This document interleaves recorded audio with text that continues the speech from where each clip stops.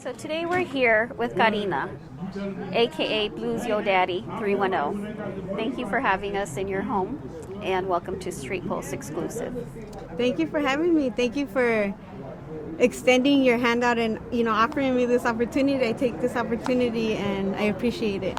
Both of you guys. Thank you again. So you're originally from Compton. Yes. Tell us about that. Woo! Living in Compton is a roller coaster. It taught me a lot. I seen a lot at a very young age. It taught me street knowledge. I wasn't going to school in the city of Compton. My parents, had us in the city of Southgate going to school over there, but we still had to go through drive-bys, learning how to throw yourself to the ground once you hear, gunshots. Like, throw yourself, because a bullet doesn't have specific names. When they're shooting, and it just goes everywhere. But also living in the house where we were at, living in the corner, there was like enemy territory where that's where everybody was at. Like, you had one hood on this side and one hood across the street, and our house was in the corner, so we saw and heard all the action. And because we were hush hush, we were cool with everybody, they already knew that everything was good. So you were in between two rival gangs? Yes. Wow. I could just imagine the experiences that you went through. Yeah. So there's a certain perception of Compton. How would you respond to people? And I would say talk to somebody that lived in Compton, not just, 1 year. Somebody that was like somebody like me that grew up there and lived it and seen it. If you were to hear our stories, is I love hearing people that lived in Compton myself. Hearing my sister Lupe talk about her experiences that we went through, it's like, oh damn, we really went through some shit. We really seen some shit. Like, I could honestly say I survived Compton, and I wasn't even, the hood that I was in wasn't even in Compton, you know what I'm saying? But I can say I survived it. I can say I got my family out of Compton. But it's just, sit down and talk to somebody, because we could honestly hit you with some knowledge. do you mind sharing some stories that you went through? Oh, yes. One that sticks out for a lot of us was our house was hit during the drive-by. Luckily, we weren't home. When we got home, we saw bullets in the corner of my brother's wall, and that's where he laid down, and that's exactly where his head was at. So luckily, we weren't there. My parents were in a church choir, so we were over there. We were at practice with them, So that stuck with me for a long time, because I was like, damn, if we would have been home, what could have happened? And then another one is my cousin. Wasn't a gang member. He's still not a gang member. He was one of those kids who wore skinny jeans and stuff like that. There was a taco stand in the corner of our where we lived, and he went to go get tacos because that's what he did almost every day after he came home from work. He was a young hustler, still is. He went with his friends to get tacos. We heard 10, 15 gunshots. We didn't think nothing of it. Me and my husband were laid down where I was like, did you hear that? It was probably 12, 1 in the morning. And then we hear my aunt screaming. And I was like, oh shit. And then I was like, something happened. And then I hear my aunt, it's Boo Boo, it's Christopher. And we were like, what? The last person that we ever expected to get shot got shot. And he didn't get hit once. It was I don't know if they knew who he was, but even if they knew who he was, he wasn't even affiliated. And luckily he survived it. And he's still going strong. And not only that, not only did he survive gunshots, he also survived beating cancer. And he's so young. He's way younger than me. And that, seeing that, gives me motivation, especially because that's where we come from. My cousin survived getting hit 5 times, and then he beat cancer's ass, so, those are experiences that will always stick with me because I lived it and I seen it. We heard those gunshots, and then we didn't know that it was somebody that we loved, and that's a scary feeling. So How old were you when you went through your first drive-by experience? Probably like, I would say like 5 or 6, I think. Because it became so normal to me that I just already knew. Like, it was something that, how do I say it? It came so natural that I didn't even realize that that was something that wasn't supposed to be happening. I don't know if that makes any sense. Right, Like, right. it's something that's so repetitive that we were so used to doing. Did you ever have any fear? Yes, every day. Every day. I think even the toughest person Right. can say, like, they're going to say, oh, I have no fear. Oh, you have fear. You know what I'm saying? Like, it's scary. Like, it's scary because you don't know what's going to happen, or what if I get shot, or what if some of my family members got shot, like, or my parents and stuff like that. Like, that's something that I always worried. Even though I know I'm the child, like, I also worried about my parents and stuff like that. Right. So you mentioned your sister and you also mentioned a brother. How many siblings do you have? I have 2 sisters and a brother. 2 sisters and a brother. And are you the oldest, the youngest? The youngest. I'm the baby. You're the baby. Yeah. Okay. La chiquiada. So you were babied a lot then. Yes, because I came years later. I was a, how do I say, an oops baby? The accident? I was yes, my mom had stopped after she had miscarried twins. Oh, wow. So she even had the IUD, and then, I don't know, my dad. And then here I come, the baby. So, yeah, I'm the youngest. Oh. And my brother's the oldest. And then my sister Lupe is the second oldest. And then I have a sister named Erica. So how many years are there in between you and your siblings? 6 years from my sister Erica. Okay. Yeah. And then 7 from Lupe and 8 from my brother. So I have to ask, knowing you were the youngest, la chiquiada, Yes. la consentida, I'm assuming, did you feel like you got away with a lot? Oh, yes, most definitely. And then my sisters and brothers still throw it in my face. I was like, but when you guys wanted McDonald's, you guys would tell me, and I would ask my dad, and I would get us McDonald's. But it was different when I came. Porque my dad said, my dad never hit me. He probably hit my brothers and sisters, you know what I'm saying? But, like, not abusive or anything, like, Right. like nalgadas and shit like Right. that. So he told my mom that if he hit me, que se le sacaba la mano. So I never got hit, but, like, he was scary. Like, I was still scared of my dad. Like, my dad looks like Andre the Giant.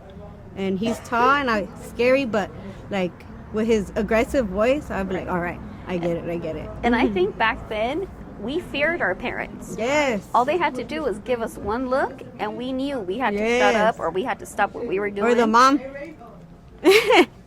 Verás cuando lleguemos a la casa. Yes, You know, that type they're of talking thing. to you fast and their mouth Yeah. are moving so fast, and you're like, ah, shit, I'm All about it to took get was it. one look, and I was crying. Yeah, no, my mom did whoop me, but I deserved it. We were bad. I know I was bad because I knew I could get away with shit. What's your favorite childhood memory? Ooh, I have so many. Camping. We would go camping a lot because my parents were in a choir. They were called the Coro Cana. It's a St. Dominic Savio Church in Downey. And we would always go, like, do family things with the whole choir. Like, we grew up with their kids and stuff like that. And we would go camping, like, on the weekends. And then the parents were so creative. Like, they used to have us thinking that the trees would talk. Like, somebody would hide behind a tree, and they would make us ask the tree questions, and the tree would answer. I used to believe in a talking tree. So, like, that's, like, something that my parents, even though we didn't have, financially, we weren't, like, rich and stuff like that, they made it seem like we had everything we needed. Right. Well, pretty much we did have everything we needed. It's just we didn't have a lot of money. But Right. my dad, my dad was he had his own business and stuff like that, so. And what sibling would you say you're closest to? I used to, maybe I should put it this way. When I was in elementary, when I got to high school, I got close to my brother. Because my brother used to drive us everywhere. Like, if I wanted to go out with my friends, my brother was my chauffeur and stuff like that. And then I got close to my sister Erica because my sister Lupe had moved out already. And she had gotten a job as TSA agent at the airport, and I was still in high school. And because my sister was starting to make a little bit more money, she started taking me shopping, and I was like, I'm loving it. Right. So then me and her got real close, you know. And then my sister Lupe, she pretty much was like my second mom. So it's not like I'm real close to all my siblings, but my sister Lupe, I look up to her more like a mom. Like, she's the one who dressed me. She's the one who combed my hair, curled my hair. Like, I was like her little Barbie doll. She used to like curl my hair and burn my ears on purpose because she was like, I gotta be the mom, you know. It's like, it's not my fault. Like, I'm sorry. I'm sorry. I'm cuter than everybody. No, I'm just kidding. That's what I used to say. But my sister Lupe helped my mom raise me. Right. Like, pretty much all of us. Like, she's the best cook out of all of us because my sister was the oldest, and like, she tiene mano para cocinar. What's your favorite dish that she makes? I love her fried chicken. Fried chicken is fire. My Now you're sister making can me really hungry. cook. And she makes fish tacos. And she makes the salsa, and then she makes fried bread. Oh, her fried bread is delicious. Yeah. So tell us about the roller derby. Here we go. This is a topic that is a tough one. A real tough one. And may I ask why? Ooh, I'm gonna cry.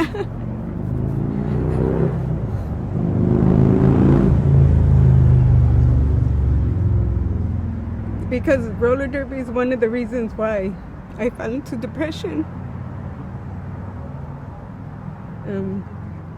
And it took a while for me to realize it. And because I realized it so late, like, I'm barely on my healing journey, but I started off with SoCal Renegades. They were very welcoming and stuff like that. And then as the years progressed, like, I wanted to become a better skater, you know. And then my sister, because me and my sister Erica were both playing roller derby. That's something, we went from soccer to roller derby. She ended up going to a team called Los Angeles Renegade Roller Girls. That team was amazing, like, amazing to watch from a distance, because a lot of teams didn't really want to play them because they were a hard-hitting team, you know? Like, they came to fuck shit up and win. Like, that's what everybody wants, is to win. Right, the aggressiveness. Yeah. And then it's like we would pay to be coached. Like, I was paying to, like, de-stress myself and do all kinds of stuff, especially for the exercise. Drama happened with the team that I was in. Unnecessary drama. In between teammates or? In between, it's a bunch of girls, and you know when it's a bunch of girls and one girl says something, yes, one wants to be the leader, the other wants to do this, wants to do that. They ended up, people were saying that they were like somehow like running credit checks on us, and then it was just unnecessary drama, right? And I was just like, I'm not gonna pay monthly to be stressed out and not being coached correctly. We didn't have a coach. They used to have a coach, but then I guess he ended up either getting a job or something where he couldn't really make it, you know?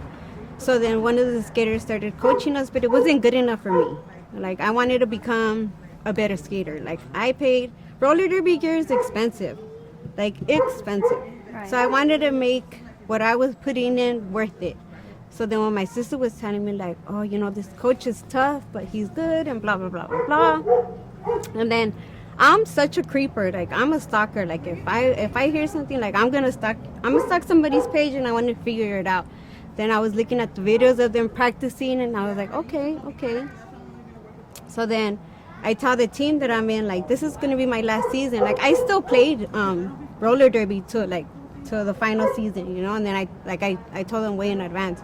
And then I started noticing, like, things changing, like the way they were acting towards me, and I was just like, okay, like, but nobody really never even said anything, you know. So I was like, all right.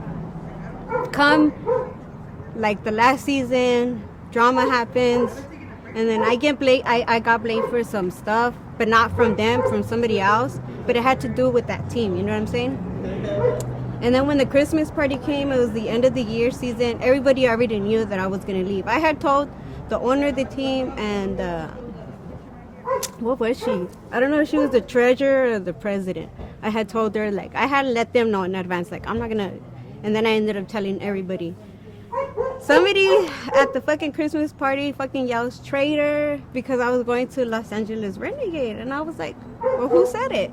Like, be ballsy enough. If you're going to yell it, like, who said it?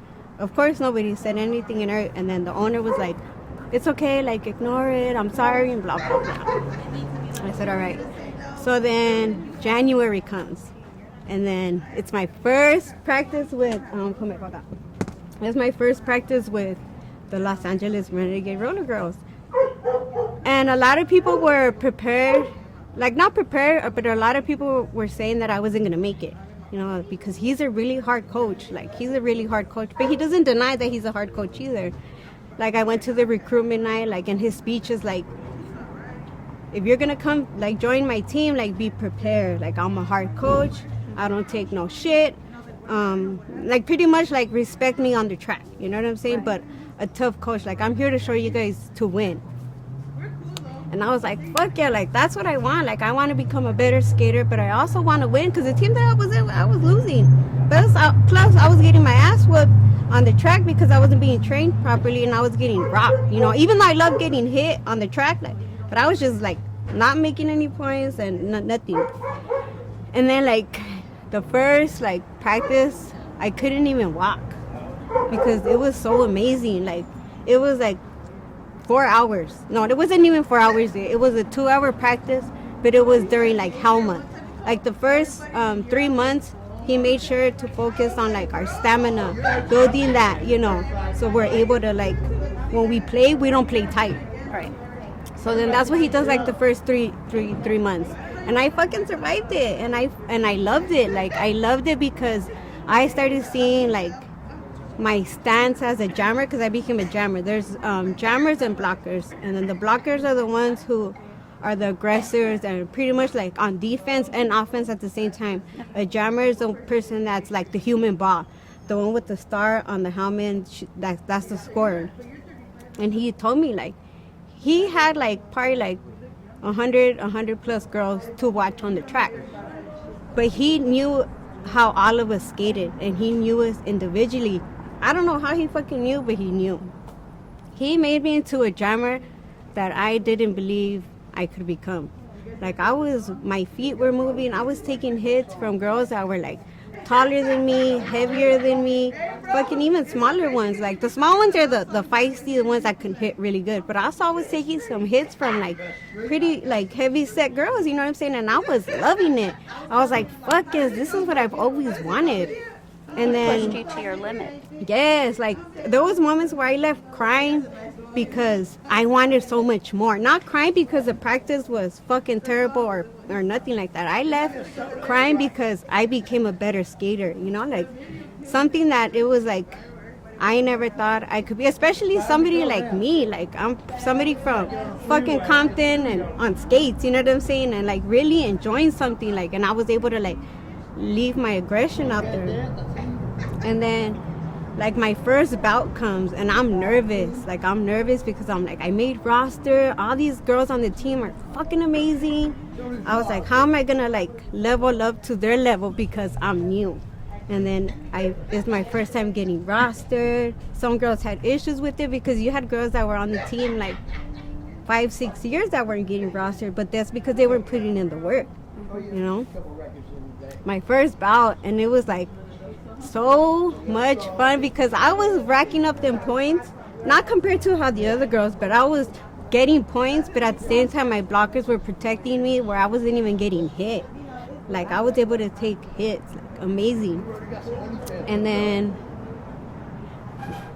I was probably gonna go on like my 5th season with them, but I had became such a good like, I don't want to sound cocky or nothing like that, but now that I see the videos from when I first started to when I was on this team to when I wasn't on the team no more, you know, because I tried joining another team. Like, it's so different, you know what I'm saying? And the pandemic hit. Right. And then prior to the pandemic hitting, he had already told us, like, the season was about to be over. It was, I think, like, before, like, December. Or it was like around December. Yeah, because I think come December we were like, that's when like we would take like a break, you know. And then he was like, I'm gonna focus more on the jammers and blah. And I was excited because I was like, fuck yes, like I am ready to go. Like it's go time, you know. Right. And then I had just made it to the travel team, so I had already leveled up. Like I was on the C team, and then I had leveled up. And then the pandemic hit, and I was just like, what the fuck? But one thing I really want like to focus on is that this coach created something for a lot of women that it's hard to create because some of us are such toxicas, you know what I'm saying? Like we live for the drama, we live for all of that, and he was able to handle all of that for so many years. He pretty much ran the team for what, 10, 11 years. So for one person to do what she did, it was just wrong. I'm so mad. Like I'm losing like my train of thought because of how mad I am. He was lied on. And then before the shit show happened, him and his, now wife had just found out that she had stage 3 breast cancer. And so that's another thing that like I was just like, all right, he's dealing with that, but he's still coming to practices. I mean, there was sometimes where he would come late, and then he had even told us like, I'll step away, and I'll get another coach for you guys and stuff like that. And we were like, no, like we want you, because we know that if we got somebody else, it wasn't gonna be the same energy. We weren't gonna be winning the way we were so fucking used to winning. And then the pandemic hit. And one of our friends real close to a lot of us in the roller derby community passed away. Due to COVID or for other reasons?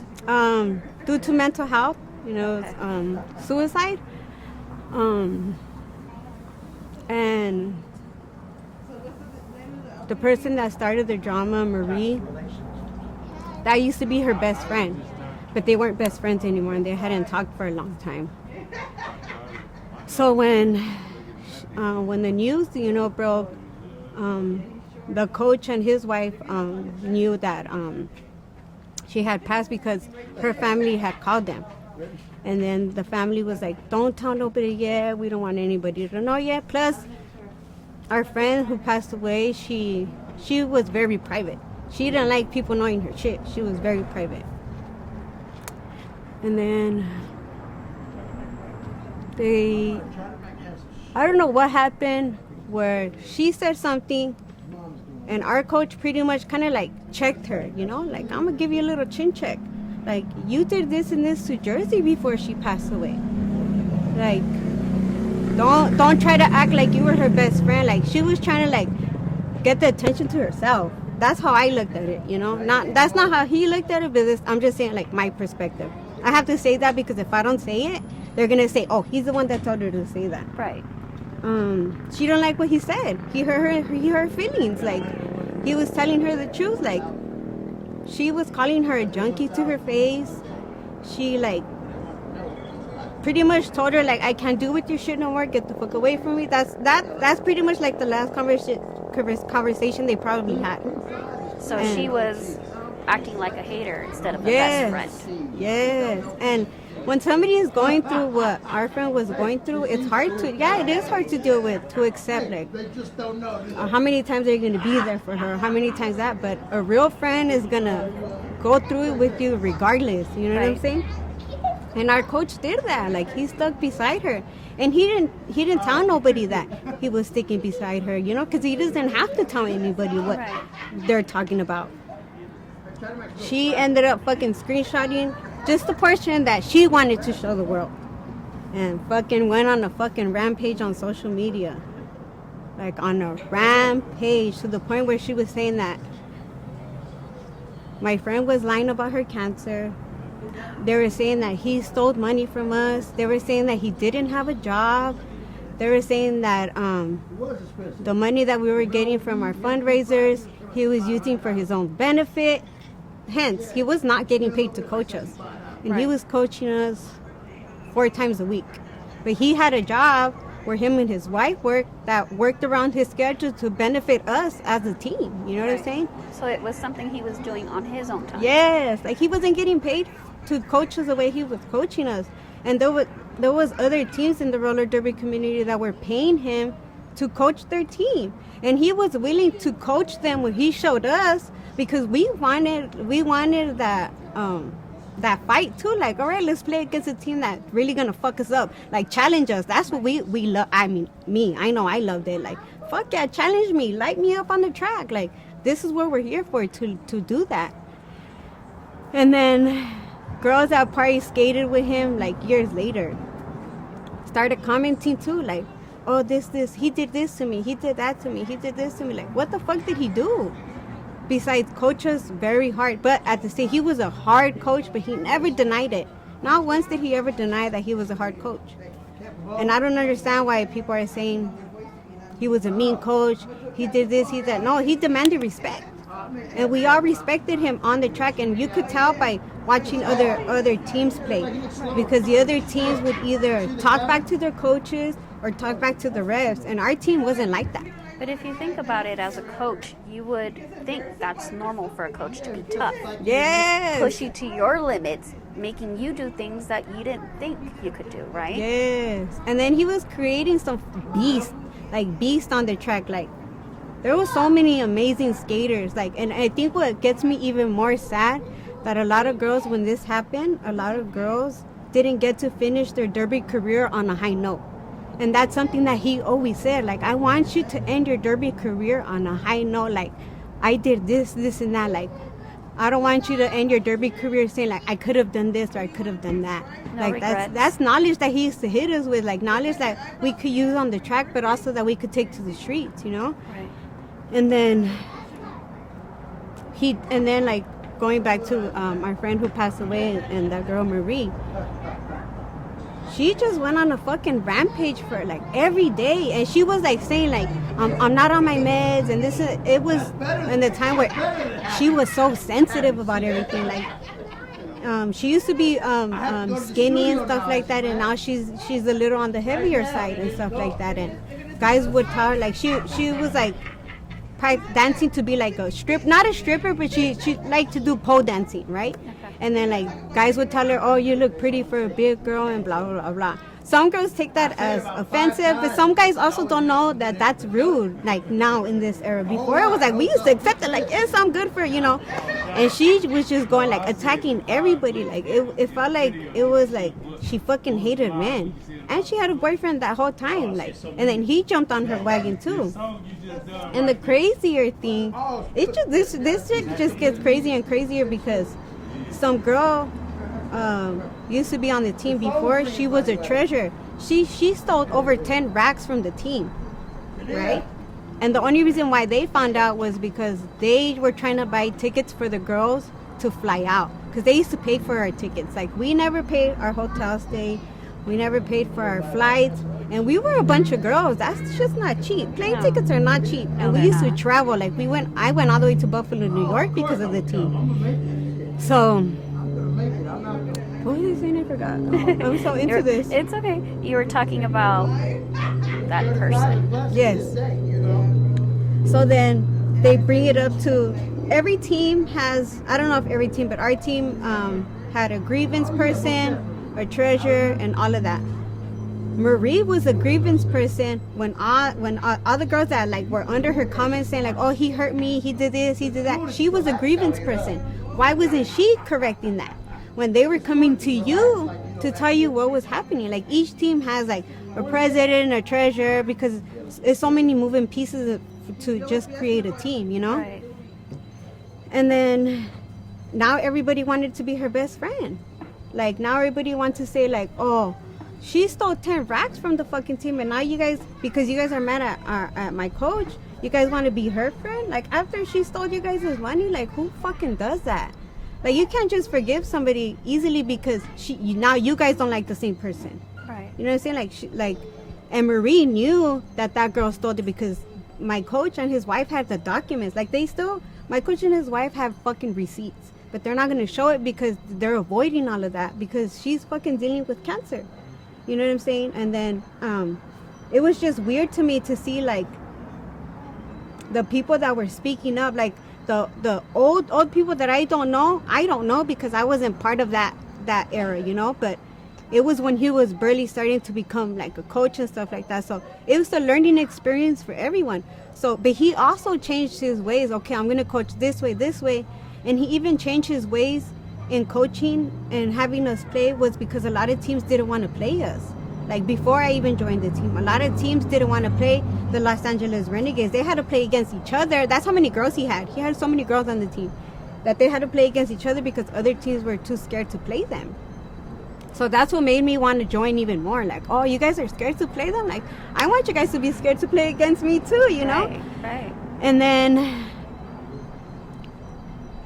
I don't know what happened. I do know what happened, but it's just like, I don't know why so many people are so easily manipulated into believing a lie, because the lie is juicier than the truth. You know what I'm saying? And when that shit went down, like, I was reaching out to people. Like, I've reached out to Marie, like, what's going on? Like, da-da-da-da-da. And then I tried to reach out to other girls, and they fucking blocked me. So they never gave me the opportunity to, like, reach out or nothing like that. And then there's this, like, roller derby page on Facebook that loves talking about drama and, you know. And then they started attacking my friend. Like, oh, she's faking her cancer. And then they were saying, like, oh, let's fucking beat her up. Like, who fucking does that? Right. Like, who does that? So that's what she had created. Like, that's what Marie caused, you know?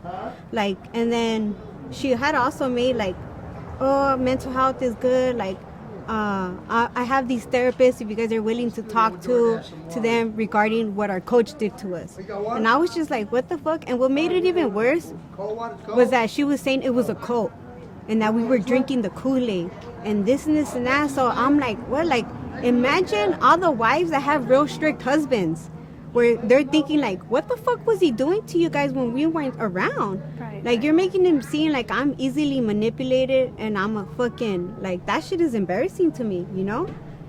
And then I had let it go for a while, but it's just like the lies kept piling. I was like, damn, where the hell was Marie getting all these lies from? And then, like, other girls were, like, talking. And then girls that I thought were my friends fucking blocked me. And I was like, all right, cool. Like, easy.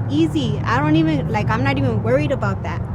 But then this bitch decided to make a video 2 years later. And she mentions my name. And that's when I had just started my menopause. Okay. And I was on fucking go time. So when she made that, I was like, what the fuck is going on? And then this is what she said, that I was going from Compton to West Covina to record girls that were trying to restart the new team, to record them and bully and harass them. I'm fucking short as hell. I'm 5'1". These girls are tall and big as fuck, but I didn't even know they had started a team. Like, I wasn't even focused on that. Like, they had already blocked me.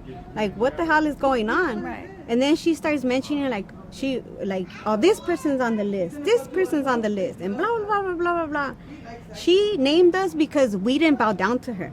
She named us because we didn't go off of what she said and we didn't agree with what she said. We don't have to agree with what you say. So she wasn't just talking about you, she was talking about others too. Yes, about all my friends. Like, the group that stuck together, like, pretty much stuck together when the shit hit the fan. Like, that's who she was attacking. But she also named people that weren't even involved. She just named people that just either weren't responding back to her or just, like, saying, like, he was a good coach for defending him. That's what she was mad about. That we were defending him. But and then she was saying, like, every time somebody left the team, he would make sure they would get fucked up. She left the team twice. And instead of him, like, doing what she said, he fucking went to her hockey game. I went to her ice hockey game when she joined hockey. Like, we were there for her. Not my coach and his wife more than me. Because she also, when she started doing, like, that pole dancing stuff, like, she even graduated. My coach and his wife went to her graduation ceremony to show support. Yeah, so that's why I was like, what the fuck? Like, why would she say that? But at the same time, yes, when we're gonna play against you, we're gonna go at you hard. But we go hard to every person that we play against. Right. But we're gonna go not a little extra harder. We're gonna be more track of, because you know how we play. Right. You know what I'm saying? So I'm gonna be overprotective of myself because you know how I've practiced with you before, you know. So then, what's even crazier was that we had a game against the team that she had joined, like a new team. This team is really like well known, ACDG. They're fucking amazing too, you know, and they're like known like not worldwide, but yes, worldwide in the roller derby community. So we were gonna play against them, and then after the bout, we had beat the team. You know, it was a good game though. It was a really good game. We had won. And she went upstairs to tell us like, I fucking told them how you guys played, but these idiots didn't fucking listen to me. I don't know why these bitches didn't listen to me. Like, I don't know why this is that. So then you're telling me that what you're saying our coach did, you did to us, and you're telling us to our face, but now you're trying to blame him? Like, make it make sense. Like, it just, to me, it doesn't make sense. And then it's like her, I like to say it a lot, it's like the white woman tears. You know what I'm saying? But, and people believed it, and people fell for it. And not only that, she started harassing each team that I tried to join. That made it even harder for me to skate. Like, they would have to sit me down in meetings to talk about what somebody else was saying about me joining them.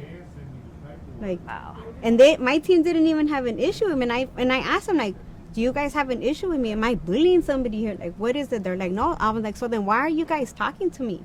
She doesn't even come to our games. She doesn't even this. And like, I got a fucking subliminal Instagram message yesterday. Like, I know she was talking about me because I'm the one still mad about it. You know what I'm saying? And she was like, oh, let it go.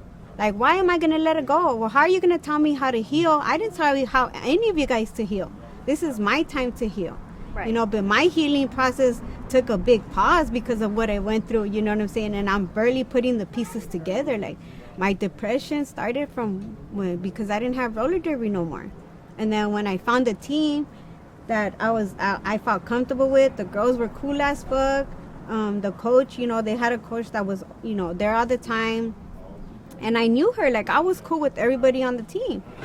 And then they told me, like, oh, you can't wear this shirt because Marie has an issue with it. But she wasn't even contributing funds to our games. Like, why does she have an issue with what I wear? Like, tell me. So when people tell me, like, let it go, like, no, I'm not going to let it go because she kept pressing the issue. Right. Now that the issue's here, keep the same energy. Like, that's just me. Like, if you brave over social media, be brave in real life, too. Right. And a lot of those girls are probably like, oh, she's just fucking crazy like that because she's from Compton. Because apparently because I'm from Compton, I'm fucking crazy. Yes, I'm fucking crazy because I knew how to survive on the streets. I was like, but you guys are fucking testing me and you guys want me to go there, then I'll fucking go there. But when I'm there, don't fucking try to, oh, let it go. And now you don't want to be all of that. And like, I can't bravely say my husband could beat your husband's ass with confidence. You know what I'm saying? But they're not like that. But they're like that on social media. So when then don't tell me how to heal. So yesterday I fucking responded like, I'm not letting this go. But at the same time, they don't understand that I'm in my healing process. Right. So the anger is going to come out. You know, like, you bitches fucking lied. You bitches almost made somebody want to kill themselves. You know what I'm saying? Like, our coach was dealing with mental issues, like, you know, like mental health issues because it was so much. He just found out that the person that he loves the most has breast cancer.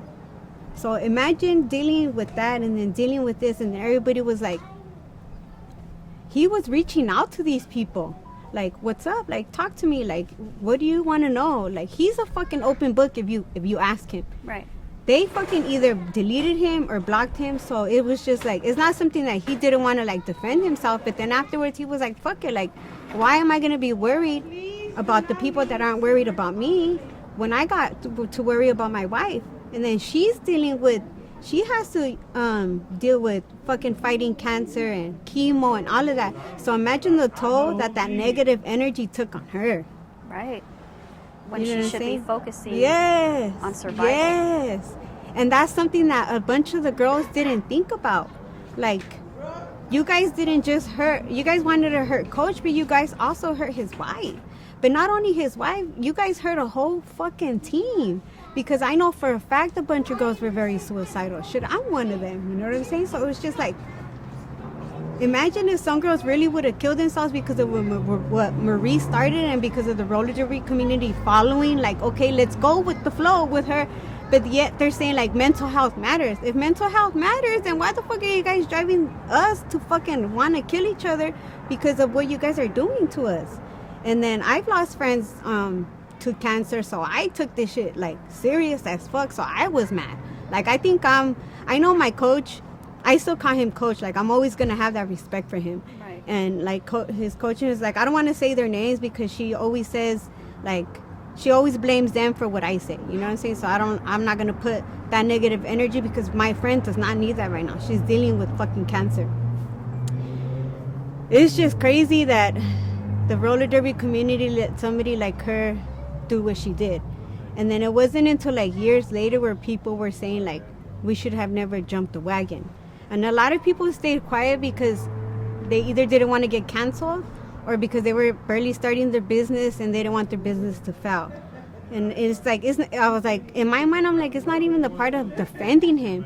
It's the part of saying, like, no, that didn't happen to me. Right. Like, speak up for your fucking self. You know what I'm saying? Like, I'm not asking, like, our coach never asked us to defend him. But, bitch, I'm going to defend myself. You know what I'm saying? Like, bitch, I'm going to defend myself if she's watching this shit, you know? Because I know they're going to watch. Because they want to know what the fuck I'm going to say. Yeah, of course. You know what I'm saying? Because yesterday, you guys are sending me subliminal messages, and I fucking got it. And I'm friends with some of the girls that are friends with those girls, you know? Of course. And it's two different groups. It was like Marie's on this side, and then these girls just jumped the wagon. And what hurts more was that certain girls that jumped the wagon, our coach really cared for them. Like, really cared for them. Like, he was genuinely there for a bunch of these girls, like, more than he should have. Like, he like was a father figure. Yeah, like exactly that. And not only that, like, he got girls off of drugs. He got girls from fucking killing themselves while the team was going on. He got girls to quit fucking drinking alcohol. Like, why don't they focus on that too? Like, yeah, there's some negative shit, but you know, people make mistakes. I'm not saying that he's a fucking horrible coach, but when he first started coaching shit, it's a learning experience, and he learned from it. And from there, he fucking built his own like LA Renegade Roller Girls empire, where we were undefeated. And I can say that because I was part of that legacy. You know what I'm saying? But my legacy was cut too short. And now I don't know what type of jammer, like, I'm going to end up being, because I know nobody's going to coach me the way he did. Right. You know what I'm saying? Is he still coaching now? No. Or no? She's even harassing the teams that he joins. He was in the men's roller derby team, and she messaged them and started harassing them. And because he doesn't want them to deal with that, but also his wife, you know what I'm saying? He's like, I'm just going to step away. And it sucks because he's such a good skater. Like, besides him being a good coach, he's a really good, like, he plays con su corazón. Like, he leaves that shit on the fucking track. You know what I'm saying? And it just sucks that a lot of people are trying to tell us, like, either shut the fuck up or no. But when you guys were fucking rah and lying about us, it was okay. But now when I'm not shutting the fuck up, now you want me to shut the fuck up. Now I'm not gonna shut the fuck up, but I'm gonna not say I'm not gonna shut the fuck up, but now I'm gonna go through my healing process. But I'm gonna let y'all motherfuckers know what the fuck you guys did. Like, I'm gonna let you guys know, like, you guys attacked somebody that's fighting breast cancer. Right. Like, who fucking does that? Like, who does that? That's like, I had secondhand embarrassment because that shit went down. Like, I don't know how none of these girls are embarrassed, like, that shit went down like that. Like, who the fuck raised these girls? You know what I'm saying? But we all come from different fucking cultures. We all come from different experiences. These are the girls that grew up fucking privileged. So they don't know the struggle. So any fucking little thing that goes wrong, their fucking life is fucking over because they don't know what the struggle is. They don't know how hard, you know what I'm saying? Like, like, our coach was so, like, his intuition when it came to his girls, like, knowing that either one of us was suicidal or one of us was fucking depressed or one of us was, like, heavy on drugs. There was one moment where one girl told him, like, I'm about to sniff this. And he was like, what? And they were getting ready to go to a game, and she wasn't rostered, so she wasn't gonna go. And he was like, he He fucking swept it up, grabbed it, flushed them fucking down, took her with, like, we're gonna flush these down the toilet together, and we're gonna start today. He did that, and he fucking took her to the game to keep his eye on her, to make sure that she was good. And then Marie was saying that he used to crack pills for us and like have girls sniff, when it was a total opposite. And then they were saying like we weren't allowed to drink while we were on the team. No, we weren't allowed to. We were allowed to drink, but he would say, please don't drink the night before a bout, because come bout day you're gonna be exhausted. Your body is not gonna be, you know what I'm saying? Like, you come ready to play, right? And then him and his wife had a tradition, and then they turned that into like, oh, coach said we couldn't do this. Like, this is how stupid the lie was, okay? Hear me out on this one. She said that our coach told us that we weren't allowed to have sex with our spouses or whoever we were dating the night before a game. That's not what the fuck he said. And he never said any of that. His wife told us they had a tradition because they started winning games when they weren't doing that. So they stopped their happiness to make sure that our team, you know, if we didn't break that fucking curse, because, and then they ran with one little thing and they flipped it. And then they were like, oh yeah, one girl even had a seizure on their track, and he kept coaching us. No, she had a seizure, but that's because she had just found out she had epilepsy because she had that seizure. He fucking called 911 and had the ambulance there. She was trying to send the paramedics away, and he was like, no, what are you doing?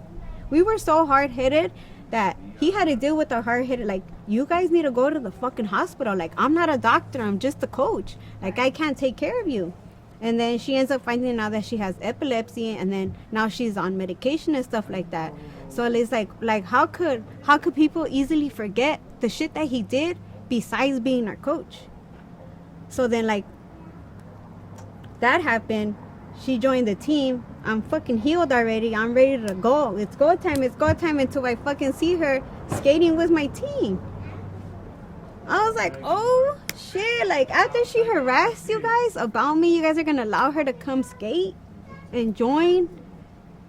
Like, what in the world?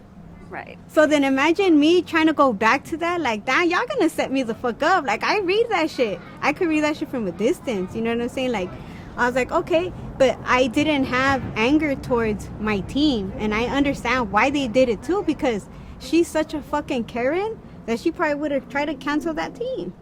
Wow. So they allow her to do whatever she wants because she could easily get away with it. And another thing I wanted to add was that our coach created something, because it was one team. We probably had like 60 girls on the team. And I think we only needed probably like 10 girls to have a bout. He created 3 teams in one. So we had the Renegade League. That one was the one with no rules. Puro desmadre on the track. You know what I'm saying? And then we had rules. We had the travel team, and then we had the C team. The C team was a little lower than the travel team. He created that so more girls could get rostered and more girls could get playtime.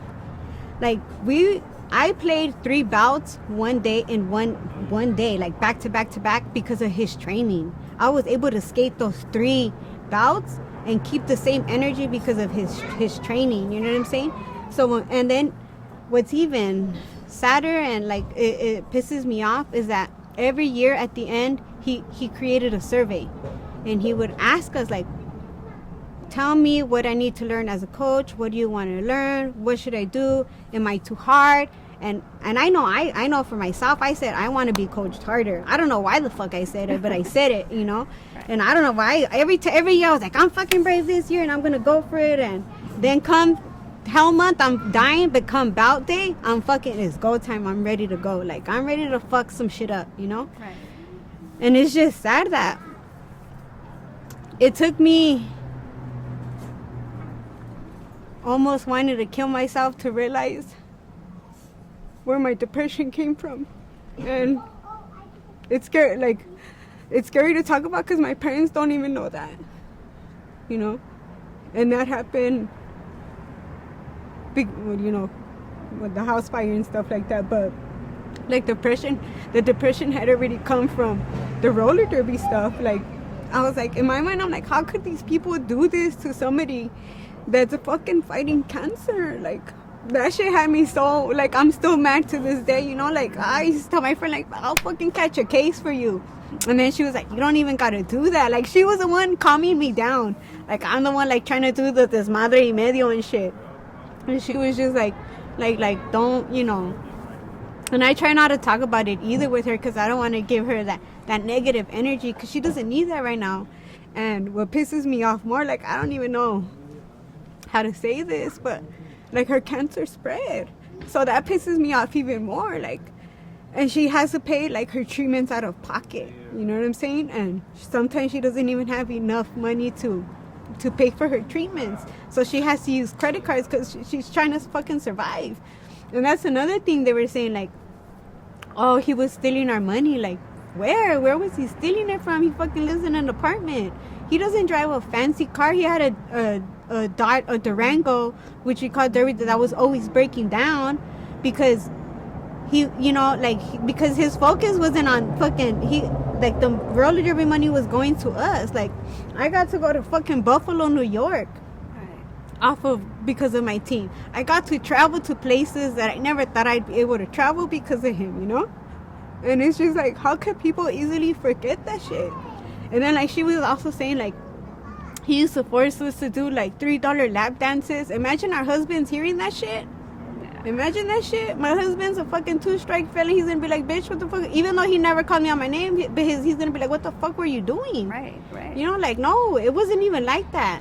Like, that's not even, like, we sold $5, like, $3 shots. But if some girls voluntarily wanted to dance because we had ex-strippers on our team, they would fucking shake that ass for those $5.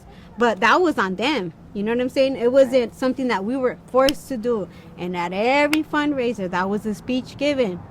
Don't kiss nobody.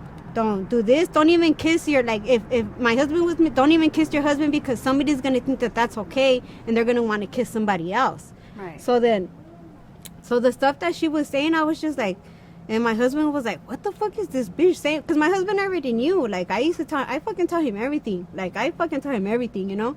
So he was just like, what the fuck? Like, he even gone to the fundraisers. I paid for him to get lap dances for my friends. Like, get the fuck. I want the money for us. You know, like, we would need to travel. Like, we got games to win. So it was just like, the stuff that she was saying is just fucking crazy. Like, and it's sad because nobody listened to us when we were fucking reaching out. Like, nobody in the Derby community reached out besides shut us off. Like, I tried to join this team. I tried to join that team. And the team that I had originally, like, I was going back home because I used to be SoCal. And then that team got disbanded. Like, the last season I left, that lady just washed her hands, was like, fuck it, I don't want to deal with the drama no more. So then some girls picked it up and became Red Round. And those two girls, like, I love those two girls that took over the team. Like, I have no issues with them too. Like, they're my friends, like, outside of roller derby. You know what I'm saying? And it's just like, it saddens me that one person can create all of this and could create so many people to be so severely depressed without us even knowing it. Like, my depression in the beginning was so angry. Like, I was so mad, so mad. And, like, I was just like, I want to fight everybody, but I fucking lived in Compton. These bitches lived all the way out here. Like, they live far. Right. Like, I'm not going to waste my gas just to fight and they get cops. Most of their husbands are fucking cops. So I was like, I can't even do that shit. But they had that brave energy over social media. Like, keep that same energy, baby girl. Keep it. Because I'm going to keep it, you know? Yeah. And then another thing that my coach doesn't even know this. Like, because I didn't even want to tell him or his wife, but one of my friends has a yearly Halloween party and stuff like that. And now they're her friends. Like, the girl, she kicks it with them. But, like, I have no, like, negative, like, I don't hate her because who she hangs out with. Because she's not even involved. Like, she was part of the team, but she had just started, you know. And they dressed up for Halloween. One of the girls dressed up as one of us, like, with the jersey and all of that. And her boyfriend had a fucking vest like our coach used to wear, and it has cult leader on it. Tell me that's not disrespectful. Wow. For Halloween, and they're telling me to shut the fuck up. Wow. Tell me that's not wrong. Tell me that wrong. shit is not wrong. He doesn't. So I didn't even want to tell him that because they just found out that the cancer spread to us. So I don't even want to. So I know when he sees this, he's gonna be like, "What the fuck?" So then in my mind, I was just like, the first thing I was like, man, I hope her boyfriend knows how to fight, because my husband could get down. That's the first instinct. But then I was like, nah, I can't even do that. Like, I don't want to do that, because I don't want, like, me and my husband work too hard to be where we're at right now. Like, I'm starting to, like, look at the bigger picture, you know what I'm saying? Like, all right, this is what, like, you're a bitch, you already been through too much. Like, start healing, you know what I'm saying? Because at the same time, I have my family that's also, like, depending on me. And I saw it, like, say, imagine if I would have off myself. Who's the one that stays suffering? My family. Your family. And then my dad's probably not going to survive it. My mom's probably not, my son's not going to survive it, you know? Right. And then it's so wrong what they did. It's so wrong what they did. And I wish I could, like, yell it out. I wish I could beat the fuck out of her, but I don't even want to get to that point, you know? Right. And she's fucking dating one of my friends. She just started dating a real close friend of mine. So what I did was I reached out to my friend. I was like, look, because, you know, I started posting a lot about her girlfriend. And I was like, look, like, I'm reaching out to you. Like, let me know if you feel like I'm disrespecting you. Not your girlfriend, but let me know if you feel disrespected. Like, if I'm disrespecting you, you know, like, I don't hate you because of who you're dating. Like, shit, the heart wants what the heart wants, bitch. If you want it, fuck it. Just watch your back. You know what I'm saying? But I didn't tell her that either. Right. And then she responded with, but, like, she thought that I didn't like her because of who she was dating. So that already automatically they think, like, damn, Blue's fucking crazy. She's gonna want to beat me up because of who I'm dating. Like, nah, I don't get down like that. Like, that's not who I am. Like, if we got an issue and you want it, like, all right, then let's go. But I'm not gonna get mad at you because who you're dating. Just don't fucking disrespect me either. Don't fucking be her cheerleader and get on her wagon either. Like, love her, fuck her, do whatever you want, but don't disrespect me either, because I've never disrespected her, you know? My son loves her. My husband gets along with her. My sisters, we call each other comadres. So it's just like, I just know to keep my distance from her, even though I don't see her all the time either, you know what I'm saying? Because I haven't been in the roller derby community for a long time. So it's just like when I messed up, like, I was scared to reach out to her, because I was like, damn, what if her girlfriend reads it and this and this and that. But I wanted to reach out because I wanted her to know, like, I don't want you to think this of me. Like, you're my dog. Like, I fucking love you. Like, I don't care who you date, but just don't, you know what I'm saying? So hearing that, where she was, like, thankful, like, I'm so glad, like, you're not mad at me. I was like, yeah, she thinks I'm crazy as fuck too, you know? But, you know, it's true. I fucking on social media, but at the same time, I keep the same energy. Karina, I noticed that you were talking about mental health and about being suicidal. Mm-hmm. Can we get into that? The thoughts that were going through your head and where you were at mentally at that time in your life. Yes. I'm gonna try to talk without being mocosa and stuff. Take your time. I think it's something... It's a sensitive subject, so yeah, definitely real take your time. sensitive. Yes, of course. And scary. But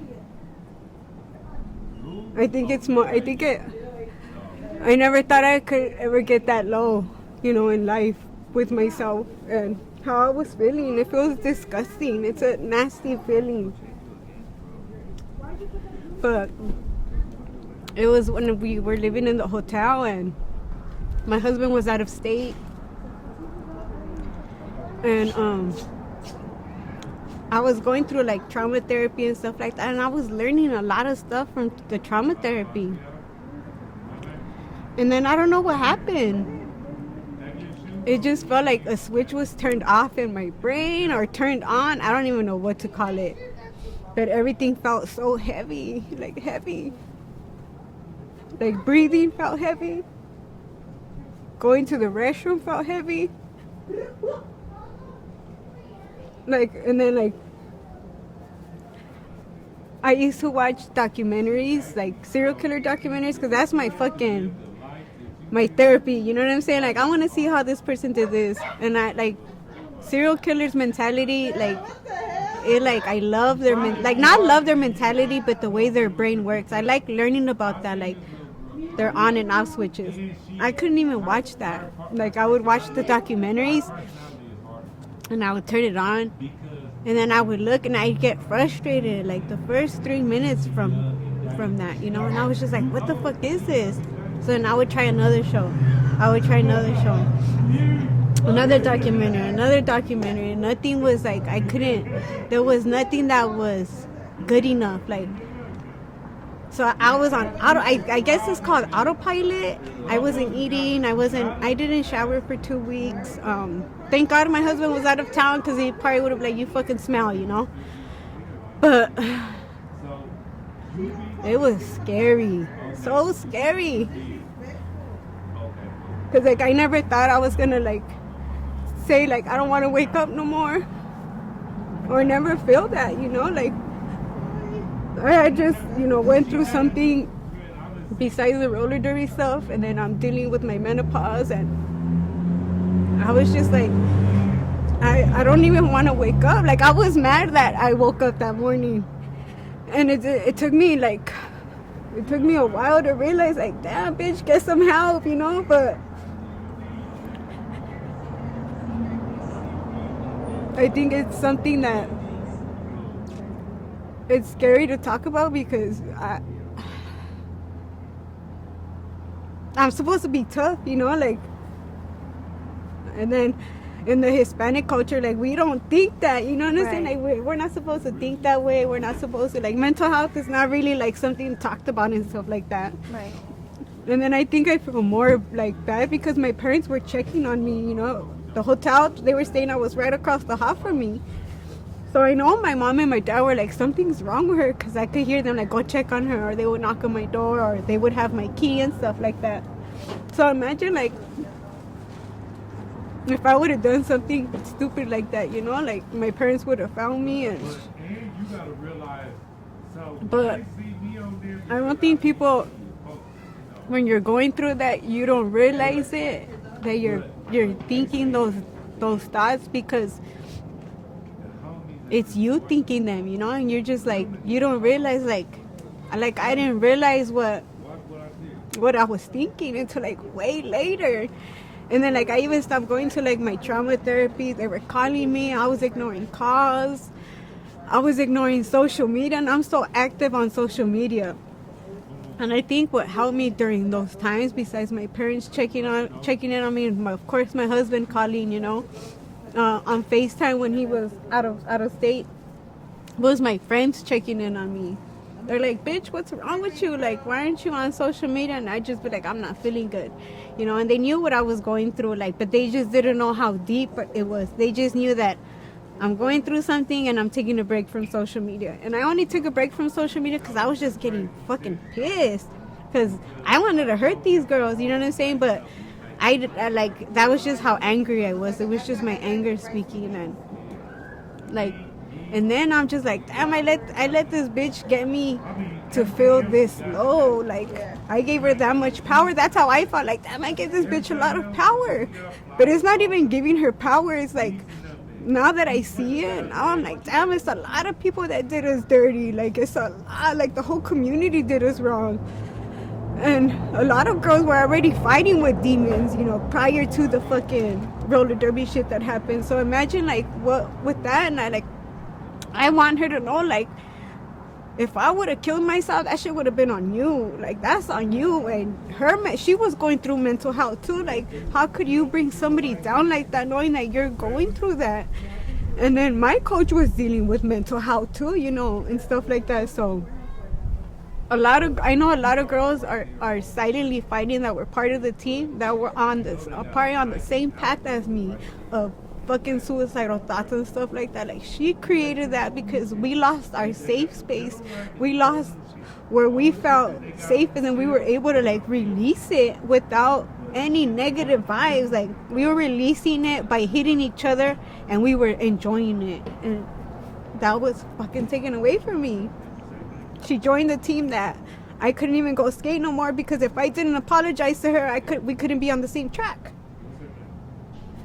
So I don't know, man. This shit is like, I'm scared for my parents to see this, you know, because I haven't even told them. But I'm pretty sure they knew something, you know. They knew, like, I was, you know, bad. Like, I barely told my sister yesterday, like, I'm scared for my parents to hear that part. Like, shit, I don't even think I even told my husband. Like, I know he knows. Like, I just told him, like, there was days where I didn't want to wake up, you know. Right. And They that's just don't know how severe it actually yes. was. And I think one thing that also helped me was him. Like, man, kudos to my husband, because he like the roller coaster ride I fucking took him through, and the roller coaster ride we just went through together. Like, not a lot of marriages can survive it. You know what I'm saying? And like, he was a person who never really, like, his love language is different. Like, his love language is so different.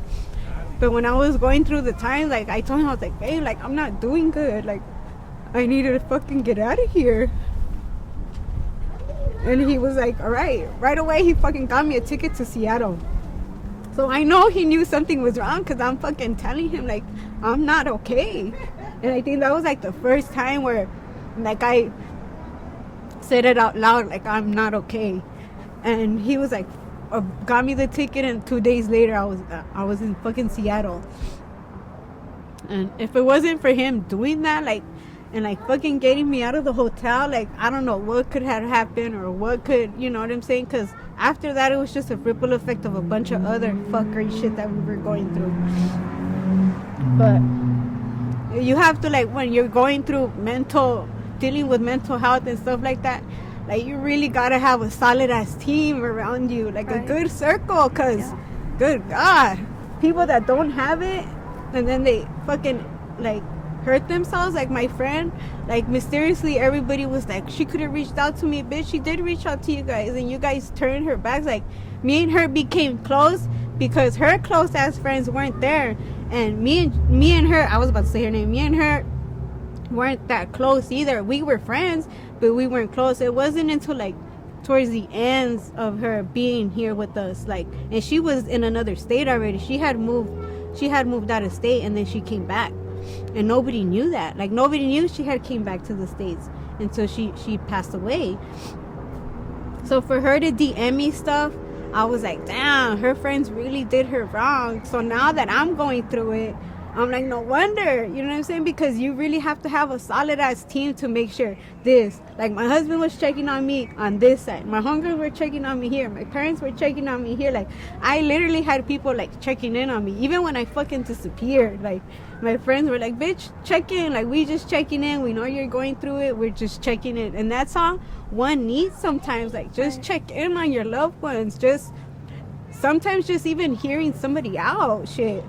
This right here is like a fucking good help for me, like, speaking about it. And as long as, if I'm able to, like, save somebody or save one person dealing with it, like, then I take that as a win, you know. Even, and I've said it, like, a bunch of times on my social media, like, my DMs are always open, because I know people that are dealing with this silently, that shit is fucking hard to deal with, you know what I'm saying? And because I have such a solid ass team around me, my best friends that are fucking out of state checking in on me, that's what helped me get through what I would, you know, get to where I'm at here right now, to be able to sit in front of you and have this conversation, you know. Right. And sometimes it's a phone call that can make a difference, or a text, just knowing that you're not alone, and that if you need help, there is somebody out there that you can reach out to.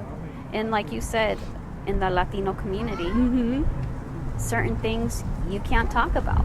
You don't have that comfort going to the parents, you know, or to your siblings or your tias, your tios, or anybody, because we're taught to be hardcore from the moment we're young. Certain things you're not, you know, you don't talk about. So it is time that we change that, because there's a lot going on in our community that we should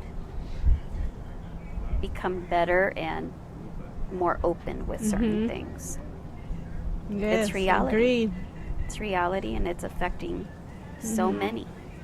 Yes, 1000% agree. 1000%. And another thing before we move on, I wanted to say that Marie did wrong. She reached out to our friend's mom after my friend passed away, and they had a deep conversation, like a deep conversation.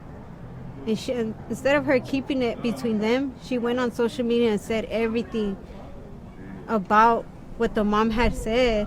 And it's like, you know, your best friend, you know, she's private. And she was caught, and then in her like rest in peace post, she was like calling her a fucking dumbass because of what she did. Like, who does that? Like, why would you do that? Like, that's how weird she is. That's how weird and disappointed, pretty much more disappointed in the Derby community, that they seen those posts and they still cheered her on, like fucking cheerleaders, like, oh yeah, what you're saying is right. No, that's not right. Don't be afraid to speak up. You know what I'm saying? Like, also, that's what I want. Don't be afraid to speak up. If you get canceled for believing in something, as long as it's not like fucking chomo shit and all of that, you know, like super racism, like there's real racism happening and all of that right now. But if it's not like, fucking stand up for yourself. Fucking defend yourself. If you gotta do it alone, then do it. Shit, I'm doing it, and I'm getting hit left and right because I see those comments and I know they're fine. Like, this bitch is crazy. I don't give a fuck. Y'all gonna learn not to fuck with me because I warned you, and they knew the energy I came with. That's what like confuses me. They know the energy that I have. They know who my husband is. You know what I'm saying? They know, like, we about that life, you know, but we are adults now. We're trying to change, but take us there and we'll go there. Like, we can go. It's on go time. You know what I'm saying? So it's just crazy to me that they allowed her to do that, knowing that the person that, you know, passed away was such a private person, and she was just name calling her after her death and just putting out her personal business that the mom was like afterwards was like, why did she do that? And then she regretted having a conversation with what she thought was her daughter's friend.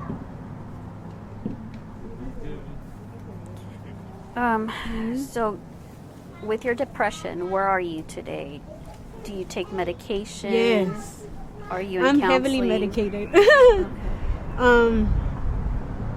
I'm on I don't even think I'm on Wellbutrin. I take Ativan for my severe anxiety.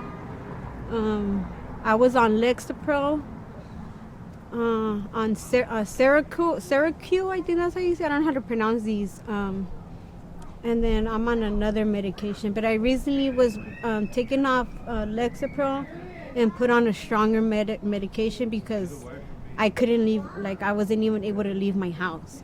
So then he put me on stronger medication, which is helping me, you know. But then, like, my goal is to be able to get slowly weaned off of it, right. You know, because I think where I messed up one time was I stopped taking my medication, and that made me go even crazier. And I was like, oh shit, like, what is this?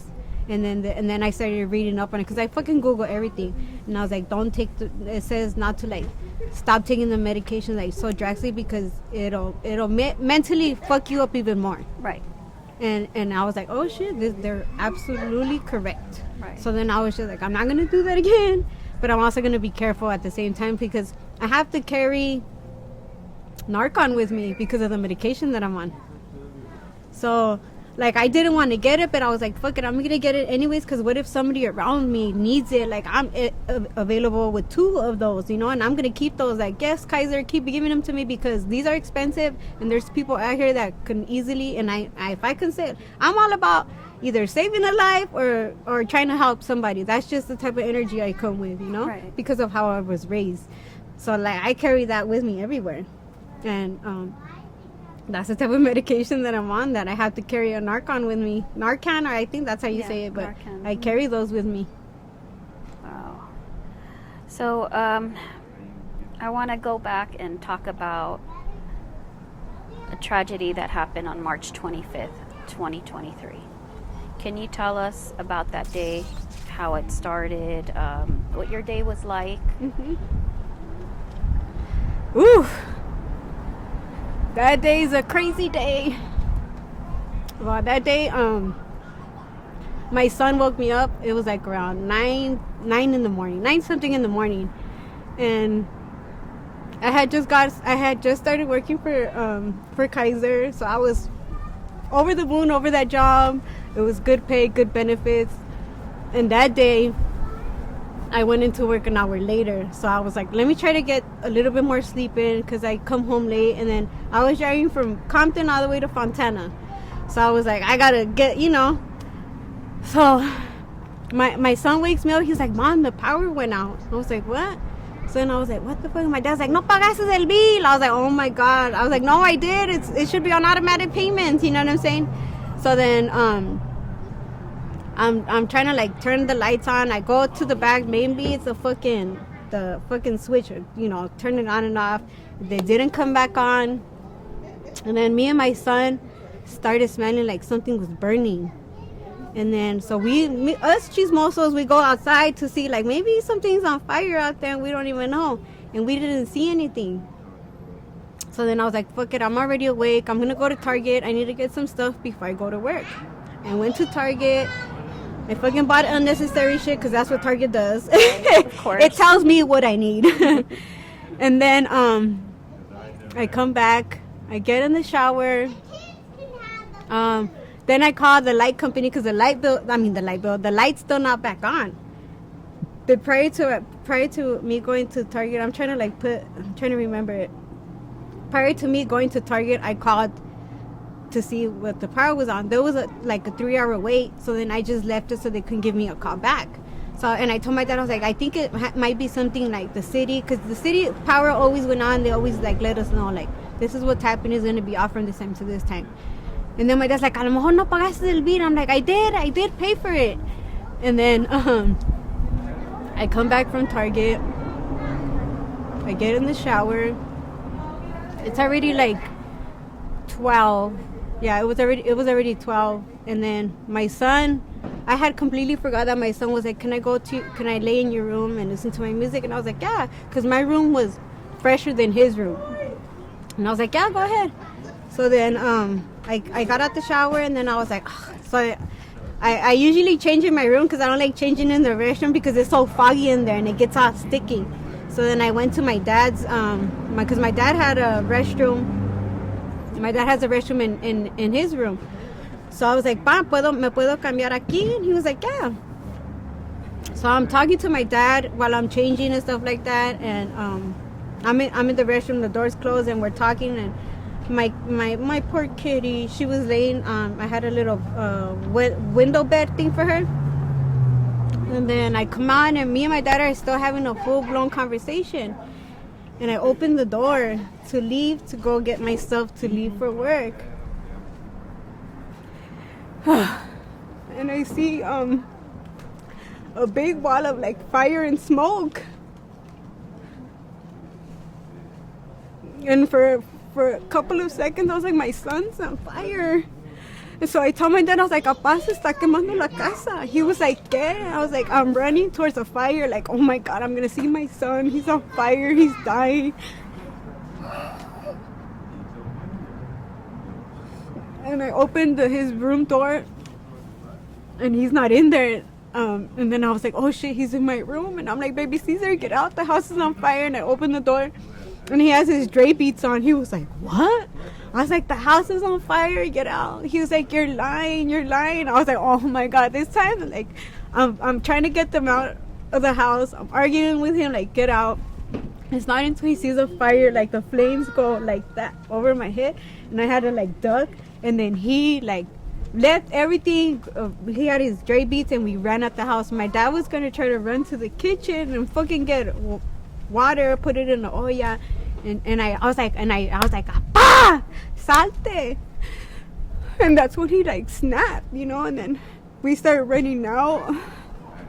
And I can't even explain it like the way I want to explain it, because everything happened so fast. Like, the flames were so fast. Like, I was just like, oh my God. Like, you see shows, and me and my mom watch fucking Chicago Fire, and you see the shows, but living through it is fucking scary, because the flames were, good God, they were so fast.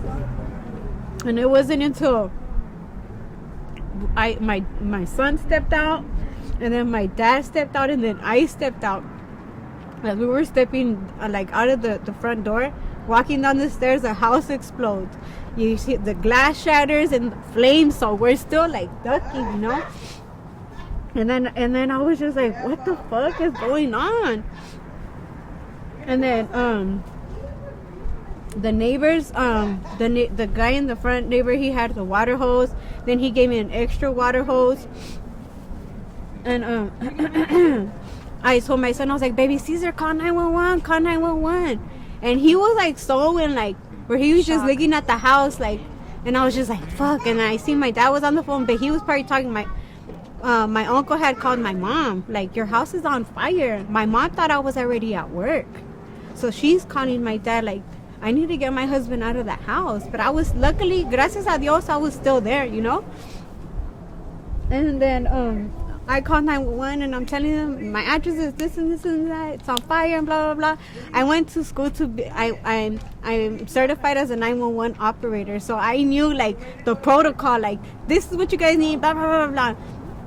And then I was like, my cat's still in there, my cat. So then I wanted to run back for my cat, and they were like, cats are smart, she's gonna run out and blah. And I'm screaming, my cat, my cat. And then I'm looking at my house and I'm just like, I can't believe what I'm fucking looking at. Like, I cannot believe it. Because, like, I don't know, like, it's just crazy to see, like, I was just in the house a couple of seconds ago. Or what if I wasn't in the house, you know what I'm saying? And then I'm trying to, like, hose my house with the fucking manguera and shit.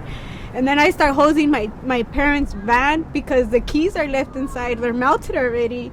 And the fire was so close to the van. My parents' van is burnt still. Like, the side of their van is melted because that's how close the fire was. If their car would have got on fire, then my car would have got on fire, and then it would have been a ripple effect of fire. Like, I don't know if you in Maryland, not that long ago, couple of houses blew up because of a gas leak. That's exactly what was happening in our house.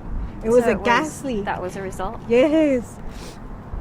And like I didn't find out until like the police report, because like the fire department was like, what was on, like what is this? I was like, oh, that's a power bank, like that doesn't have no electricity, like that's to give you power, but nothing was connected.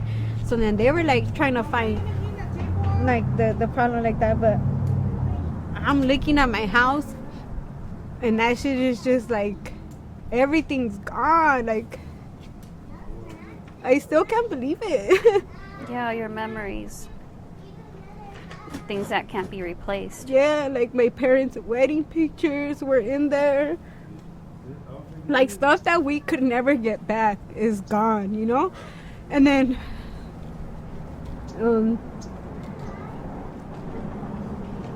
for a while, I think to this day, sometimes I still do it. Like, I kept replaying it in my mind. Like, I kept seeing the fire and running, and then I was like, what if I would have not been there? What if I would have not ran in time? What if I would have fell?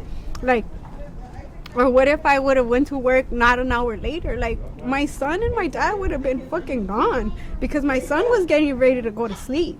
And my dad, he couldn't barely walk, you know what I'm saying? And he was getting ready to take a nap too. Like, everybody was getting ready to go take a fucking nap.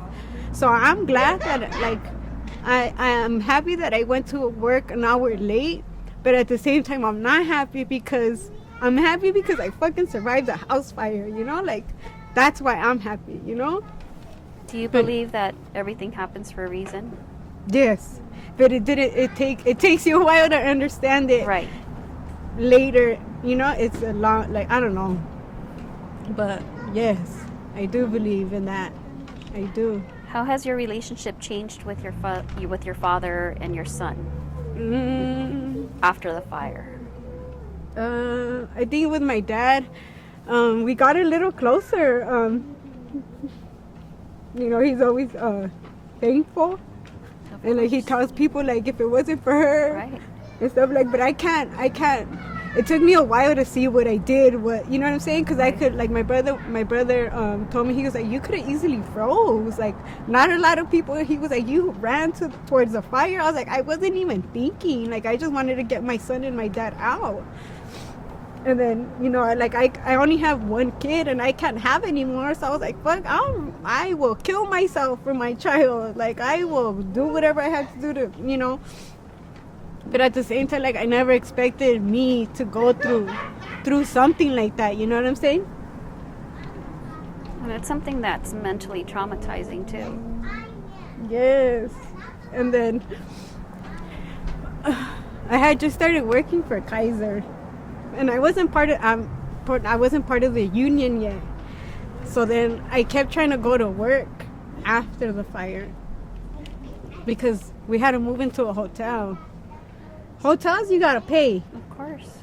So that's the reason why you were in a hotel, right? Yes. Okay, Oh, yes. got it. Yes. That's the reason why I was in a hotel, because the house fire. Yeah. Right. And, How long were you in the hotel for? March. 5 months.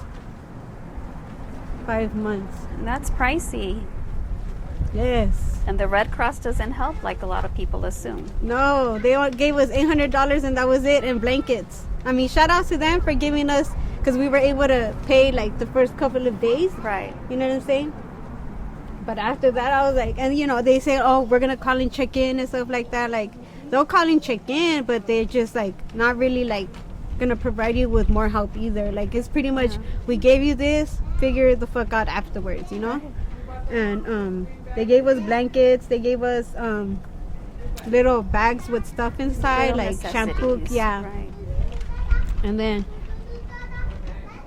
the hotels were so expensive. Staying there was so expensive. And like the first couple of weeks we were there, like, since my husband was out of state, like, we only had one room. And then my son went to go stay with my sister. Like, he would be with me during the day, but then he would go spend the night over there. And he loved it because his little girlfriend lived probably down the street from him. So he wasn't tripping, you know. And then hearing my dad talk about like the house fire was very triggering for me. Like, even though he doesn't understand it and stuff like that, like how it was affecting me because I wasn't vocal about it, it was triggering for me to like my dad was repeating the story over and over again, you know, telling people what had happened and what I did and all of that. So that was just like a trigger for me. And I called, like, I reached out to Kaiser, like, I need help. Like, I don't know what's wrong with me. I keep seeing smoke. I close my eyes and I'm seeing the fire happen. And I'm like, what the fuck is this? Like, what am I going through right now? And it was just like it kept replaying it and replaying it and replaying it. And I'm sitting, I'm laying on the air mattress while my parents are asleep. And I'm just replaying it and crying and replaying it. Like, I was silently crying when my parents were in the same room with me, but I was making sure I was crying where they didn't hear me, you know. My big ass crocodile tears were not making any noise, you know. And then when my husband came, we ended up getting a separate hotel room, but we were paying $1,000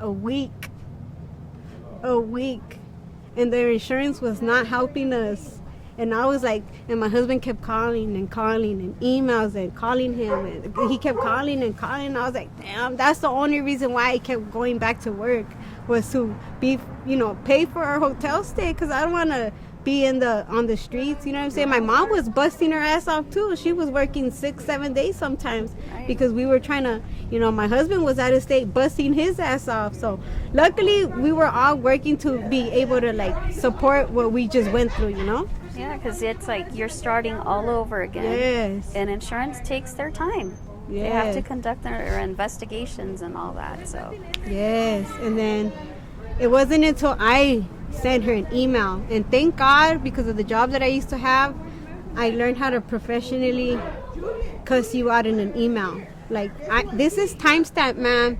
I emailed you this day. Like, that's what I love about emails. They're timestamp, and they know they can't say you didn't send this to me. Like, no, the time is right here. Like, you know, and that's something that my old boss, you know, taught me. So I emailed her, and then I emailed her on a Friday, and she called my husband that morning, Monday.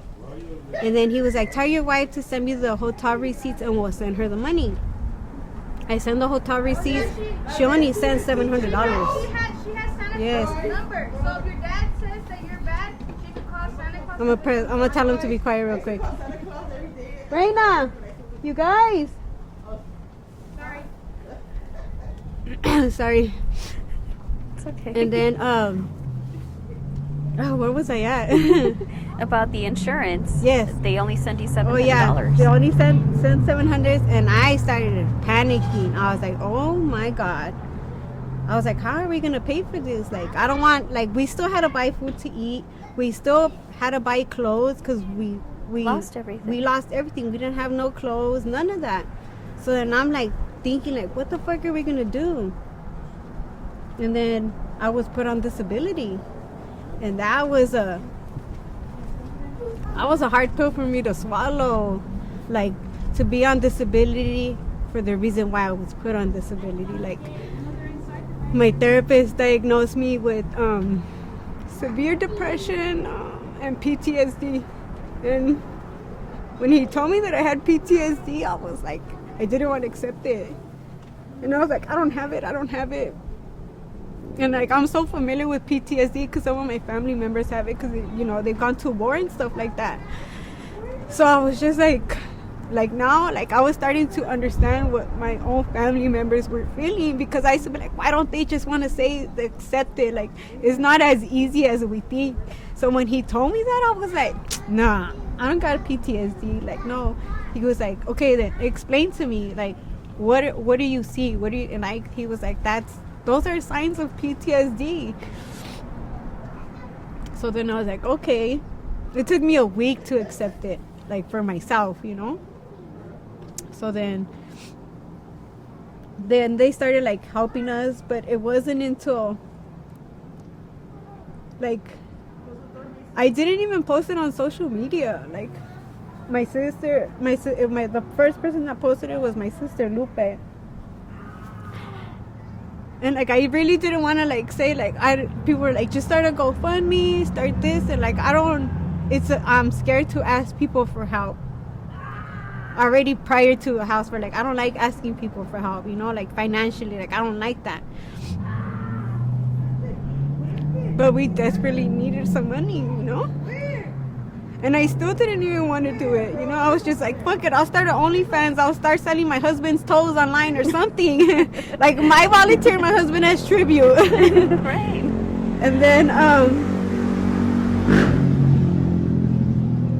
And then my sister called me. She was like, China Mac and C-Mac want to start a GoFundMe. And like, I was even scared for them to, like, even start that, because I don't know what people are going to say, you know?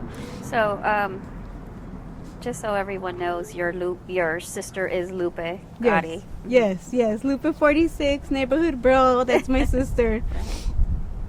Yes, and they made the GoFundMe, and drama. It came with drama. It came with a lot of unnecessary drama, and like, I started reading the comments, and I was just like, oh my god, like, I don't want to read the comments, because social media can be the fucking devil. Yes. Like, social media talks about, like, oh, mental health this, people need to stop doing this, the people saying stop doing it are the ones fucking poking the bear, you know? And doing the bullying. Yes, and then, because my sister's, like, semi-social media famous, or I don't know what to call it, and, you know, C-Mac and China Mac did the GoFundMe and stuff like that. Other people got involved and were saying things, and then it got to the point where American Cholo was involved with our GoFundMe stuff, and people were saying, like, why are these people begging? How come they don't have house insurance? And it's just like, people think like it's de un día para el otro. Right. Your house fire, here, take the money. No, it's a fucking process. It's a long process. It is. Paperwork, and you have to show proof. You have to do this. But they still don't even give you what you're supposed to get. And even then, whatever you get doesn't replace those memories that you can never get back. Yes, and I was like responding to the comments, like, we do have house insurance, like fucking defending myself, like, why am I doing this? Why do I gotta defend myself to people who don't even know me, who don't even know what we're going through, you know? That don't know the process. That don't know the process. You've been through it, you yes, don't know. Exactly. So then my funds were getting so low. They were getting low. I was like, fuck, how the fuck are we gonna pay? And my husband's out of state, right? I fucking hate, me and him don't have an account together. We keep our accounts separate. Like, we're so different. Like, our marriage is different than, because we're still young and we're still learning, but we keep our accounts separate. And I didn't even want to ask my own husband for money, and he kept asking me, like, tell me what you need, like, I'll send it to you, I'll send it. And I was like, he's out of state, like, I don't want to ask him because he's away, and I know he's stressing about us and stuff like that. And then I'm thinking, like, fuck, I gotta figure a way. Like, me, I swear, I thought I could fucking figure a way, you know, like, I was trying to come up with, like, a master plan to come up with millions of dollars to get out of this fucking shithole that we're in. And then the house insurance people started sending us, you know, the money, but that's not even where the help came from. If it wasn't for the GoFundMe, if it wasn't for my friends, if it wasn't for family members who donated clothes, who donated money, people were donating money to my Venmo, my Zelle. Like, that shit got me through some shit, man. Like, there are no words to say how grateful and thankful I am for the people that surrounded us with so much love. And my dad was like, sí, like, siento que si nos están ayudando. You know, my dad's typical Hispanic. Like, we hate, like, asking for help. You know, like, he did not want to ask for help. I didn't want to ask for help. But I was like, chill, I got people, you know, like, my parents, like, it was, like, so much. And then, like, the GoFundMe drama just went even further. Like, I just kept hearing about the GoFundMe, and they kept bringing up the GoFundMe, but the drama had nothing to do with the GoFundMe. That's just something they just kept throwing in there. And it's like, I was just like, I don't even want the money from the GoFundMe. Like, fuck it. Like, I'd rather struggle by myself than ask for anything. You know what I'm saying?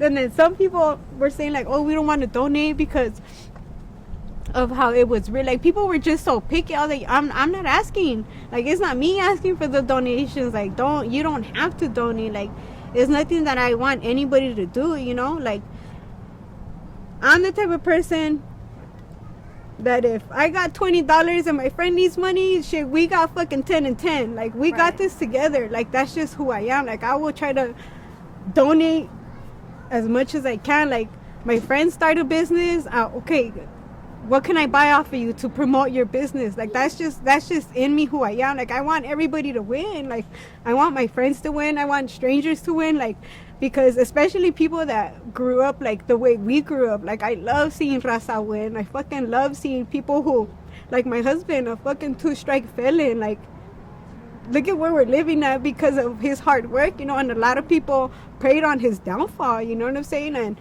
he did that shit, and he's still doing it, you know. And it's just like, social media could be the most evilest thing in the whole entire universe, but it could also be helpful at the same time. Right. So you gotta learn to pick and choose what to focus on and what not to focus on. And so, how much you choose to put out there too. Yes, like, I stopped giving attention to the negative comments under the GoFundMe. I was like, man, they don't know what I'm going through, and I'm already dealing with this shit, you know. And then we were already in, and I was still kind of healing from my surgery. Like, I had, you know, my hysterectomy and all of that.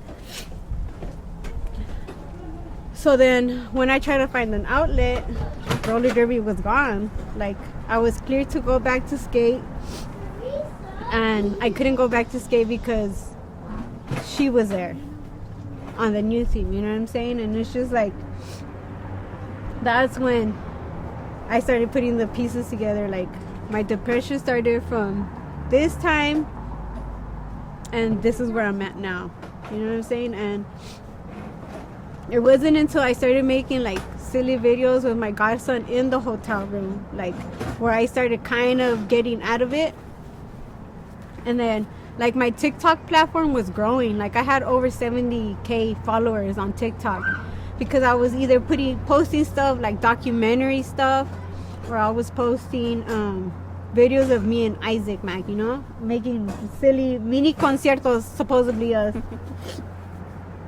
But the insurance, I wish I knew more about like house insurance and stuff like that, and I also want people to know, like, get good house insurance. Yes. You never know, because the insurance that we had fucked us over to the fullest extent.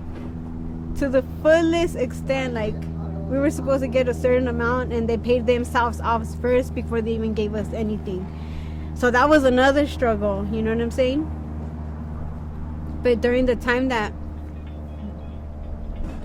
is everything okay? Oh, okay.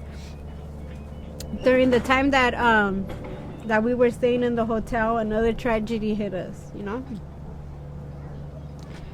And like, I don't think me and my husband were expecting another tragedy to hit us this way, because he already got a phone call from me, like from us, telling like the house is on fire. He's in another state. He can't do shit about it. He's a truck driver, so I had to make sure his safety too, especially hearing like, damn, your family was in a house fire. Like, he was already like, I don't know. He said he wanted to hurt somebody, but that's just because he was so worried about it, you know? Right. And then he was getting ready for work. He finally came back from Seattle, and he works at the ports when he's here. So he was getting dressed, and I was across the hall with my parents, and I was talking to them, and then something was just like, go across back over there. And my husband's on the phone with his sister, and the look on his face is like, I'm like, what's going on? And the first thing he says is, my mom is dead. And I was like, what? I was like, well, like, I'm thinking like, that's not what he just said, you know? And then he was like, my mom's dead. And then all I hear is 1, 2, 3, like my sister-in-law giving CPR. So then I run across like to the hall, and I was like, Caesar's mom is dying. And then my parents come, it was my parents and my sister, they come across, and then my husband's trying to talk to his sister, and she's just giving CPR and counting, like, and we're counting, and I can see that was like killing him, you know, like hurting him, you know. And then I grabbed the phone, and she was saying like, I'm tired, Blue, I'm fucking tired, my mom's gone. And I was like, keep fucking going, like keep, don't give up, like keep going until you can't no more, like don't stop giving her CPR, like keep going. Then you can hear the 911 operators like, keep going, and she's getting tired, you know, and I could hear it. And I'm over here trying to give her like motivation, like, come on, like keep going, like she's gonna fucking come back. And then I just hear her say like, she's gone. And then right away we were like, fuck. Me and my husband looked at each other and we were like, let's go. So we fucking packed our shit and took off to Vegas. And then we're dealing with that. So my husband's dealing with us living in a hotel, us losing everything we own, to him hearing his mom pretty much dying on the phone. And it sucks because it was his birthday month, and we had plans to go the week after that following weekend for his birthday party. And years prior to that, his grandma, his nana, also died in his birthday month. And then he was like, this is why I don't like my birthdays, because shit always happens. And he always says like, I always ask him like, what do you want to do for your birthday? He's like, it's just another day, you know. And this was prior to him losing his mom and stuff like that. But I think one thing, like I was saying, I learned was find a good house insurance, because man, they fucked us over, and it's crazy and sad how you pay for something, and then at the end of the day, like, it's like pretty much like I had a fucking beg, like I was begging, you know, like literally, like I was on my fucking hands and knees, like, we need this money, like I'm tired of having my parents and my son like living the way they're living. And I was apologizing to my son, like he lost everything too, like his Xboxes and everything. What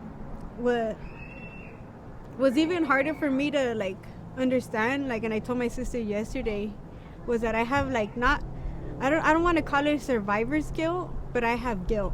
Like, what could I have done differently to make sure that the fire didn't spread the way it spread? Or what else could I have took out the house? You know what I'm saying? But everybody was like, not everybody, but my sister's like, why do you have guilt? Like, you survived the main, you know, my brother tells me that, like, everybody always tells me that. I was like, but that's just something that's just within me, and that I need to work on that, you know? And that's something that I'm really trying to do. It's one of the hardest things I probably have done was accepting it and reaching out and talking about it. Like, I post a lot on social media about it, and I joke a lot, and I joke more because I want it to be like captivating. Like, man, us funny motherfuckers go through it, like, especially the funny ones, you know what I'm saying? Like, really check on your friends. And like, if you, I'm not the type of friend that I will ride till the fucking wheels fall off. Like, right. Even if my friends are wrong, bitch, we going down together, we have to, you know? Of course. But that's just how I was raised, you know? And this was just crazy because my husband, like, there's no words to say how proud I am of him, because of where he comes from, you know? And then a lot of people also too, like, preyed on our downfall. You know, we got married real young, you know, and puro desmadre, you know, and like, it was just like a learning. Like, I learned a lot with him. Like, we've learned a lot. I've known him since I was 14. So, you know, and then he got busted, and, you know, he did his time, and, you know, my husband's a felon, and I'm fucking proud of where he's at right now. I am so proud, not just of where he's at, but of what he's done for everyone. Not just me, not just like his kids, and not just my parents, like what he did when his mom passed away.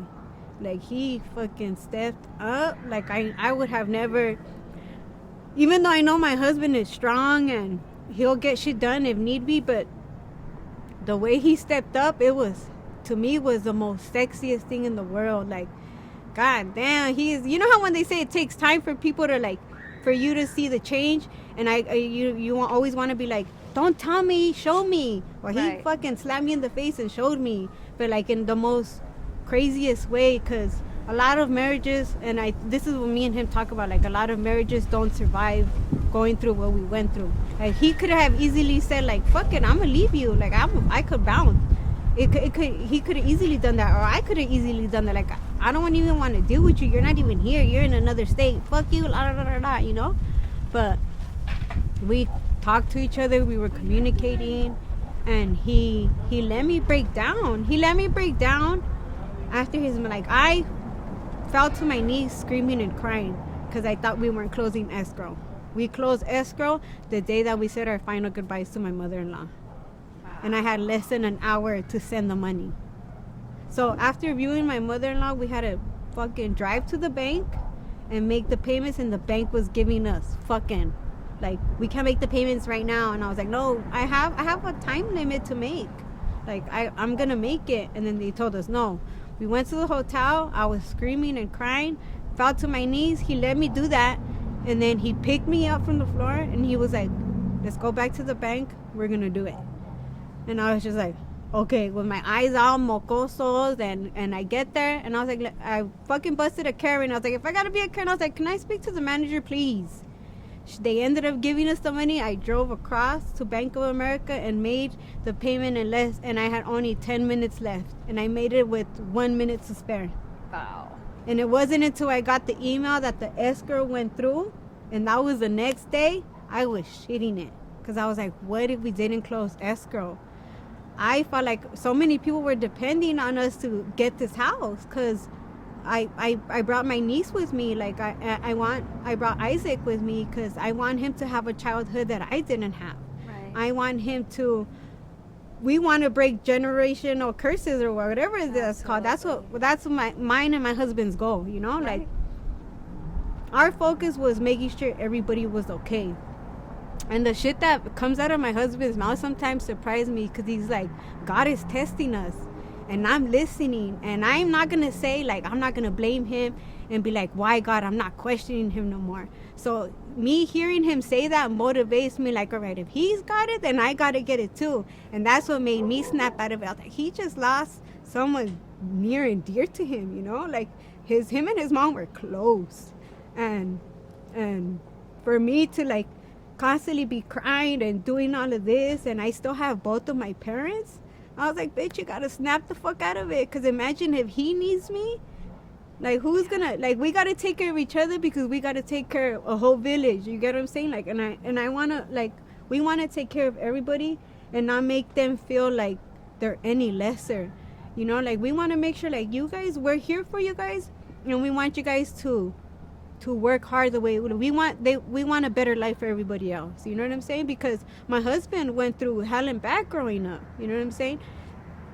I lived through, you know what I'm saying, but my husband's life was way different than how I was raised. He's from South Central, I'm from Compton, you know, but his upbringing was real rough, like tough. Like my husband's been through some shit, you know what I'm saying? And to see and talk to him now, and see how he talks, even though he still looks like a straight gangbanger. Like, if you see him bald-headed, blasted, all his tattoos are from prison. So he's like, you know what I'm saying? Like, you wouldn't expect him to be where he's at. Like, you wouldn't expect him to own a house like this. And we still haven't celebrated that me and him closed escrow on this house, because we haven't got that opportunity to celebrate it because of everything negative. Like, it took me a while to realize that this is my house. Like, I got a fucking mortgage. It's an expensive ass mortgage, but I got my parents out. Like, with the help of my husband, you know what I'm saying? While he lost his mom, you know? And the worst part about it was we didn't even get to tell her, like, we got the house. We didn't even get to tell her. My husband was going to tell her, like, you're moving in with us. Like, I'm bringing you back with me. She used to live with us before. And then she moved to Vegas with my brother-in-law, but my husband was like, you're gonna fucking come with me. And I was all for it, you know, like, yes, like, bring her over here, because I want to watch her too, you know what I'm saying? Like, make sure that she's good, you know what I'm saying? And shit, the plans went completely left. Like, we used to surprise her all the time going to Vegas. Like, there were days like, okay, he's home, let's go. We would take out to Vegas and she wouldn't know. We'd be like knocking on the door like we the cops. And then we'd be like, we're here. And then he was like, this time she surprised us. Right. And it's just like seeing my husband's growth is a beautiful thing to see, especially for someone that everybody prayed on his downfall. Like, you know, he's a 2-strike felon. His own family, like, not his brothers or sisters or nothing like that, but like his cousins and stuff like that, all prayed on his downfall. Like, they would tell him, like, you're gonna be a piece of shit, you're gonna either end up in prison the rest of your life or you're gonna end up dead. You know what I'm saying? And now he's like, my husband has not gone back to prison since he's left. You know what I'm saying? Like, he's held it down. And what made me fall in love even more with him was seeing how he fought to see his own daughter. Like, before me and him decided to, like, he was fighting. And then I was like, all right, if he's fighting for his own daughter, then this is somebody, like, he's gonna fight. Like, I want somebody that's gonna love my kid the way he loves his daughter. Like, that's what I want. You know what I'm saying? And I had known him for a long time and stuff like that. And now it's like, we get to see his daughter. He had to pay a lot of money to see her because he had to do visitations, but he was willing to do that, you know? And one thing that me and him both, like, looked at every year when we do our taxes, like, we started off making fucking chump change when we first got together, you know? We first got married, to now making money where, like, we're like, shit, we're gonna have to pay, he's gonna have to pay taxes back. Like, this just, we're on a, like, he's on a different tax break. And that, to me, that's something that I've always wanted. Like, when you get with somebody, you want to level up. You know what I'm saying? And he was pushing me and I was pushing him. So we were just both like pushing each other. And I don't want people to think like my marriage is perfect. Fuck no. There was moments where we were separated. You know what I'm saying? We didn't live together for a while and stuff like that. But it wasn't until he became a truck driver and he was away separate for a while is when me and him both realized, like, when we're together, let's enjoy our time together while we can, because you're gonna leave out of state and I don't know when's the next time I'm gonna see him. So when he's home, like, our focus is not arguing or none of that shit. We want to enjoy each other, so we'll go time. Out. Yeah, like, and that's just like, I would have never expected to see our marriage from when we first started and our like fucking toxic marriage that we had to where we're at now. Like, I don't know, like, I wouldn't want to be with somebody else than with him, because he was with me through everything, like, you know, like, through it on. I don't want to, like, imagine starting all over again. A motherfucker's probably gonna, like, I don't want to do all of that. I already went to hell and back with him, and this is who I'm gonna stick with. Yeah. Like, and now it's just like a lot of people are probably gonna be like, oh, why he part did this? They weren't even this. They were, oh, let's find something about her marriage and da da da. No, my marriage is not perfect. Right. Far from perfect, but we fucking busted our asses off to be where we're at now. Yeah. Like, we went through hell and back. You know what I'm saying? I think that was one of my like my biggest fears was speaking on it, because he also doesn't like being on social media. Right. And I recently started posting him on social media because I'm gonna do the podcast, and I don't want people to be like, wow. People were sending me nasty pictures, and I kept telling them, like, I'm fucking married. Yeah. And they would still send it anyways. Like, oops, what do you mean, oops? Like, some people are crazy as hell. Like, send me pictures of your wife, not of you. No, I'm just kidding. But it's just like, that's why I posted that, like, and I told him, I was like, I'm going to have to talk about you. And I asked my husband for permission. Like, is it okay? Like, I want to make sure you're okay with me. He's like, yeah, talk about it. Like, and I even talked to some of my friends. Like, I want to make sure that whatever I spoke on, like, it was okay. Because I don't want to make somebody else's mental health, like, fall. You know what I'm saying? I don't even want to do that for Marie or the roller derby community. I don't want that. I just want the derby community to learn to ask before jumping ship. Before, like, do your research. Yes, do your research, because they're all about, you know, like suicide, mental health, and all of that. But look at what this led to. You know what I'm saying? Like, I'm from the derby community, and I wanted to do that to myself. You know, so it's just, I don't know. It's just it's been a crazy roller coaster, and I hope people don't try to, like, attack my husband on social media or nothing like that, because my husband's about that life, and he's on we're on a whole other level. You know what I'm saying? We're on a journey that we just want to make sure everyone around us is also making it. Right. And sometimes those hard times is what makes you come closer together and make you rise together. Yeah. Makes you appreciate each other more, because you realize you don't want to do it with anybody else. You know, you're in it for the long run, right? Yes, and him and my dad are really good. Like, they became the best of friends, and I think, like, what more could I fucking ask for? Like, he loves the fuck out of my parents. Like, he loves all the kids, because I'm not good with kids. Like, I only have one kid. Don't leave me as a babysitter, because I am not about. He will take the kids shopping and come back with so much shit. I'm like, it's not even Christmas. What are you doing? When can I drop off my daughter?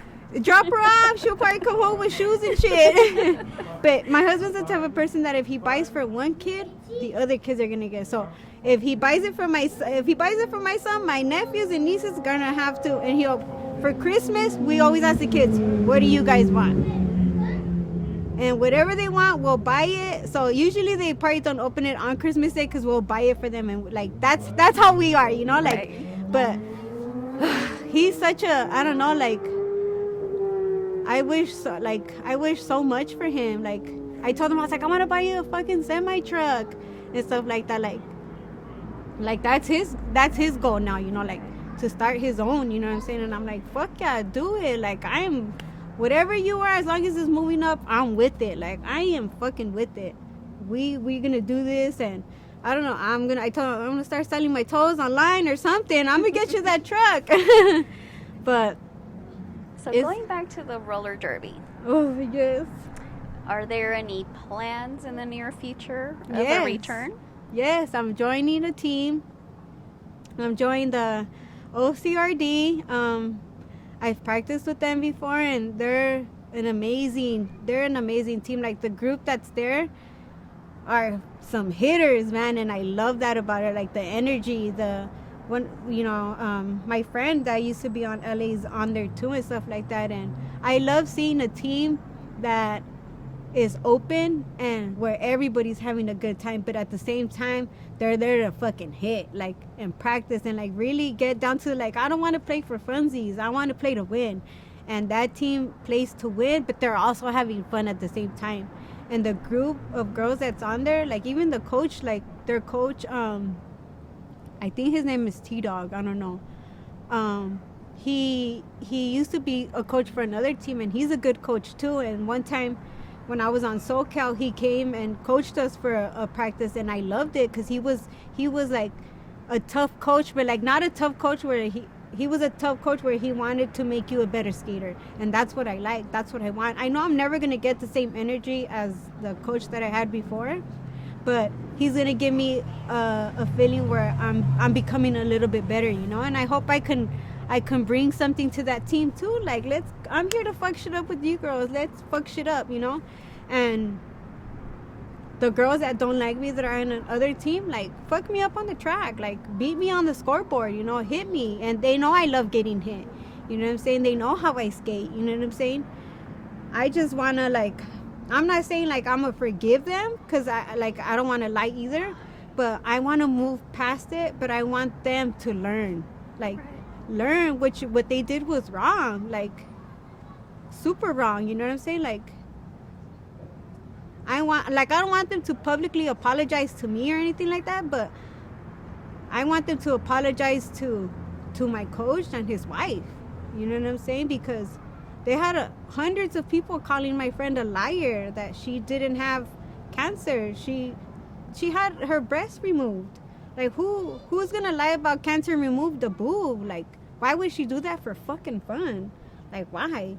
Like, that doesn't make any sense, you know what I'm saying? And another thing, the girls that talk, that I know, they got a lot of, like, direct messages from other girls that they bullied, and they didn't respond back to them.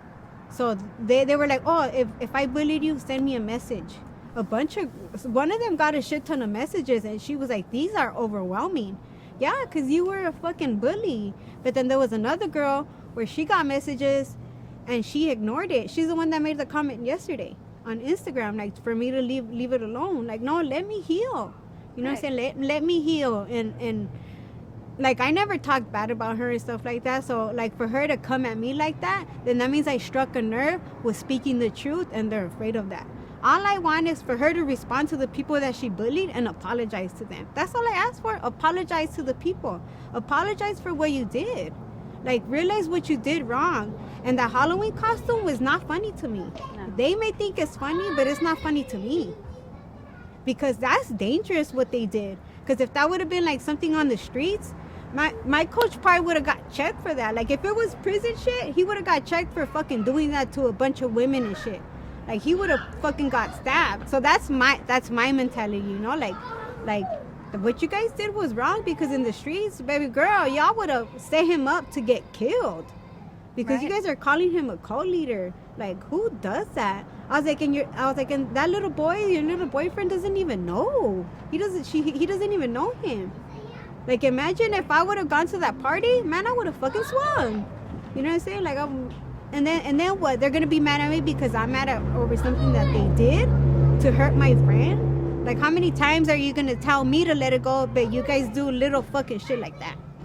Like, make it make sense, you know? Like, if you're gonna be a bully when we're face to face. Do it to my face. Right.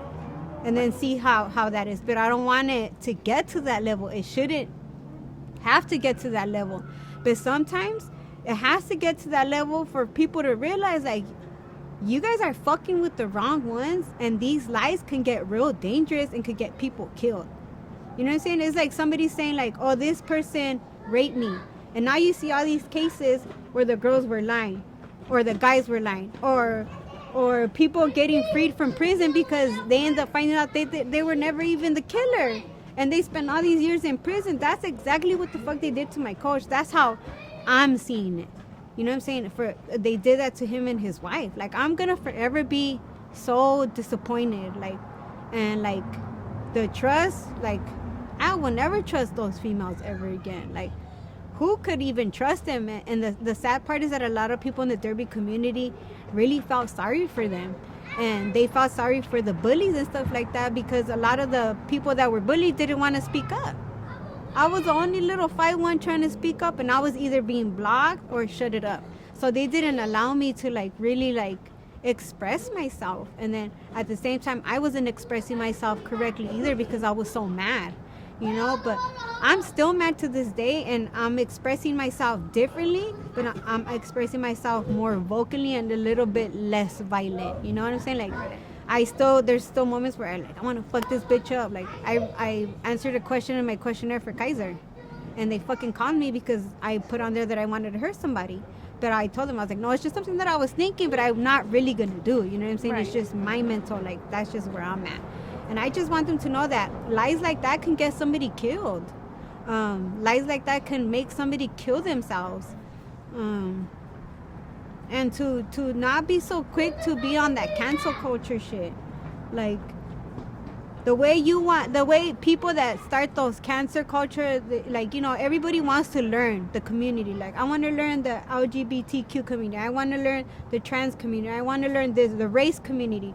Like, then learn. Like, don't just fucking right away cancel and that's it. Like, teach them. If you want to learn, teach. You know what I'm saying? Like, if somebody says something wrong, like, I'm gonna DM you. I'm like, this is wrong because of X, Y, and Z. I'm not gonna fucking blast it on social media because of something. Then if it's repetitive, then that's the issue. Then that's something that you want to keep doing and stuff like that. And that's what they're doing. That's what I feel like they're doing to me. Right. Like, they keep poking the fucking bear. Like, how many times are you gonna keep poking the bear? I'm fucking going through menopause. I'm going through PTSD. I'm going through all of that. And then when I fucking snap, you guys are going to tell me how to heal and how to respond to your guys' petty shit? You want to be petty? I can be pettier. With my hands. You know what I'm saying? On the keyboard and with my fists. But I don't want to get to that. Because I'm on a healing journey. I want, not just to me, I want a lot of people to heal. Like, even the people that, like Maria, I want her to heal. I know she has mental issues, you know? Bitch, heal. Heal so you don't take nobody down like that. Heal so you don't make people try to commit suicide. You know, like, heal so you can treat my friend right. You know what I'm saying? Like, that's what I want. I want everybody to heal. But I'm gonna be forever mad. But and I'm also gonna be wary of when I go to, like, about, like, I know I gotta make sure I watch my own back. You know what I'm saying? But, you know, it's the roller derby community and stuff like that, and people are gonna see it, and people are starting to see it. A lot of people do message me like, we should have never jumped on her wagon. A lot of people were scared because they didn't want to lose their business and they didn't want to get canceled. Like, I get it to a certain extent, but what they did was wrong. Really, really wrong. What advice would you give to people today that are going through depression, PTSD, menopause? Find somebody that you can talk to. Even talking to yourself helps. What helped me before, like, I started accepting help from my friends was I would stare in the mirror and talk to myself like, bitch, wake the fuck up. Like, you know, like, snap out of it. Like, talk to yourself, but at the same time tell yourself, like, you're going through this. Like, you have to hear it out loud. And it that's what helped me. Like, hearing what I was going through out loud. Not in my mind, because my mind fucking, your mind plays tricks on you. So you gotta vocally like hear it, because if you don't, then you're never gonna understand it. Like, it's not until like, it's like speaking to a therapist.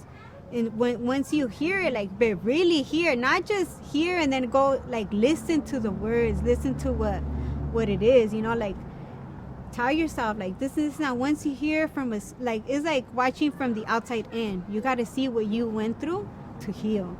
I didn't realize that I was in PTSD until I took a step back and I watched myself, you know what I'm saying? I saw myself like going, like not fucking showering, not fucking, like everything was just dark, like it had to take me that much and stuff like that. But at the same time, it wasn't until like I started vocally hearing things, when things started getting clear, and I was like, okay, all right. But at the same time, I had a fucking team around me that did not let me fall to the point where I really, you know, off myself or like physically hurt myself. Like the team, my friends, my best friends, my family, like they were the ones that were like pushing. But I know a lot of people don't have that, you know what I'm saying? Talking to yourself, looking in the mirror and telling yourself your own story and hearing it, you're gonna be like, what the fuck did I just go through? Like, did I just really go through that? So then when you tell yourself I went through that and you survived it, that's gonna motivate you to like, all right, then let's keep going. I'm gonna keep going and pushing because I survived this and I know I can survive anything. That's what helped me, you know what I'm saying? And then seeing like just positive, like seeing my friends win. Like my friend, she's a top chef and she's winning, and my best friend got an amazing job. And then my other best friend, she just recently moved back from Japan and now she's in the States. Like that's like I love seeing my friends win, even strangers. Like I love seeing just raza, like I've always said, like raza win, but like everybody like that was preyed on their downfall and they're winning now. I love it. Like I just love to see it, and that's what's helping me. And hearing other people talk about like their mental health, but help me. But one thing that I really, really love was that a lot of people have sent me like DMs, like reaching out, you know what I'm saying? Like I hear you, like thank you, you know, like that is just like, I'm not gonna stop because of them. Like I'm gonna keep going. That's just gonna motivate me more. Like they're like, so many people are fighting silently, like so many, and it's the least people that you expect. And people with millions of dollars to the brokest people, mental health does not give a fuck. What if you have millions? It does not discourage. You could have a shit ton of money, and I learned that until I moved here. I was like, I'm fucking depressed, I am so sad, and I'm living in this house, and I literally never expected to ever live in a house like this, you know? The house that I grew up in didn't have fucking doors. We used curtains as doors, you know what I'm saying? We had roaches and stuff like that. So and like we would always fumigate because that's just the lifestyle that we in, you know, like. And we fucking I shared rooms with all my sisters. Like we didn't each have our own room. We don't come from a rich family. We come from my parents fucking hustling, my parents fucking showing us hard work and dedication, and that hard work truly pays off, you know what I'm saying? And if it wasn't for my parents showing like all of us where we are at, and the sad part was that a lot of people used to tell my parents like, oh, your kids are like, they would try to like talk negative about us, you know what I'm saying? All of my brothers and sisters graduated on time, you know, from fucking high school. My dumbass graduated 2 years later, but I still graduated, you know? Like my parents raised us right. We just made some crazy, well, me and my sister, my other brother and my other sister, they're completely different, you know? But it's just something that we chose. We chose our own path. My parents tried to teach us, but me and my sister wanted the desmadre, and we went for it, you know? But it's just, I don't even know, like, it wasn't until, like I said, it wasn't until me living here. And, like, I used to watch reality shows, like the Kardashians. I'd be like, why is this bitch crying? Why is this? And this and that. And now I understand, you know. Like, I'm not saying like I'm fucking rich like them either, but I have everything and more, and I was still so depressed, like. And it's not until like recently, and then like having you guys reach out to me, you know, like that was like another step into like my healing journey, you know. Like, I'm so thankful for everyone like that's reached out. Like, that shit goes such a long way. Like, just saying hi to somebody, like, shit, you know. Like, so when you guys reached, like, when you guys reached out to me, I was like, I was nervous, but I was like, this is my time, not just for myself, but for the community that's struggling. You know what I'm saying? Like, I feel you. I don't see you, but I feel you. I'm here. Talk to yourself in the mirror. Like, find something that you can help yourself, you know. Find arts and crafts. And I tell people, like, draw. There's something beautiful about art, you know. Your art speaks for itself. Like, when I go look at art, I read it and see, like, man, this person like put their heart out on this art. It's the same thing with us. Like, I be scribbling and stuff like that, and I'm like, all right, this is really dark, you know. So that's something that like helped me and stuff like that. But having a team, like, even like strangers reaching out, like, that shit is the most beautiful thing when I see positive energy being thrown out there, because so many people are silently fighting, where somebody can send a message to somebody, and at seconds before they were probably trying to kill themselves, and that fucking comment just stopped them in their tracks of thinking that, you know what I'm saying. And people, social media is crazy. It is. And I hope, you know, this video, this interview helps, you know, one person. Shit, it even helps the people that don't even like me. If it helps their healing process, fuck, all right. If it makes them hate me more, shit, all right too. Like, I'm on a healing journey, and if they have an issue, my cell phone is still the same. My DMs are always open, and I'll hear them out. Like, I'll hear them out, you know. They already lied on me. I might as well finish hearing everything else that they have to say about me. But I honestly want them to apologize to my friend. You know, they don't have to tell her to her face, but at least, like, social media, you know, like, apologize for knocking someone down that was already down, that is literally fighting for her life. Literally fighting for her life. Because they also said that he used the money to buy her engagement ring. And that's like a whole other lie.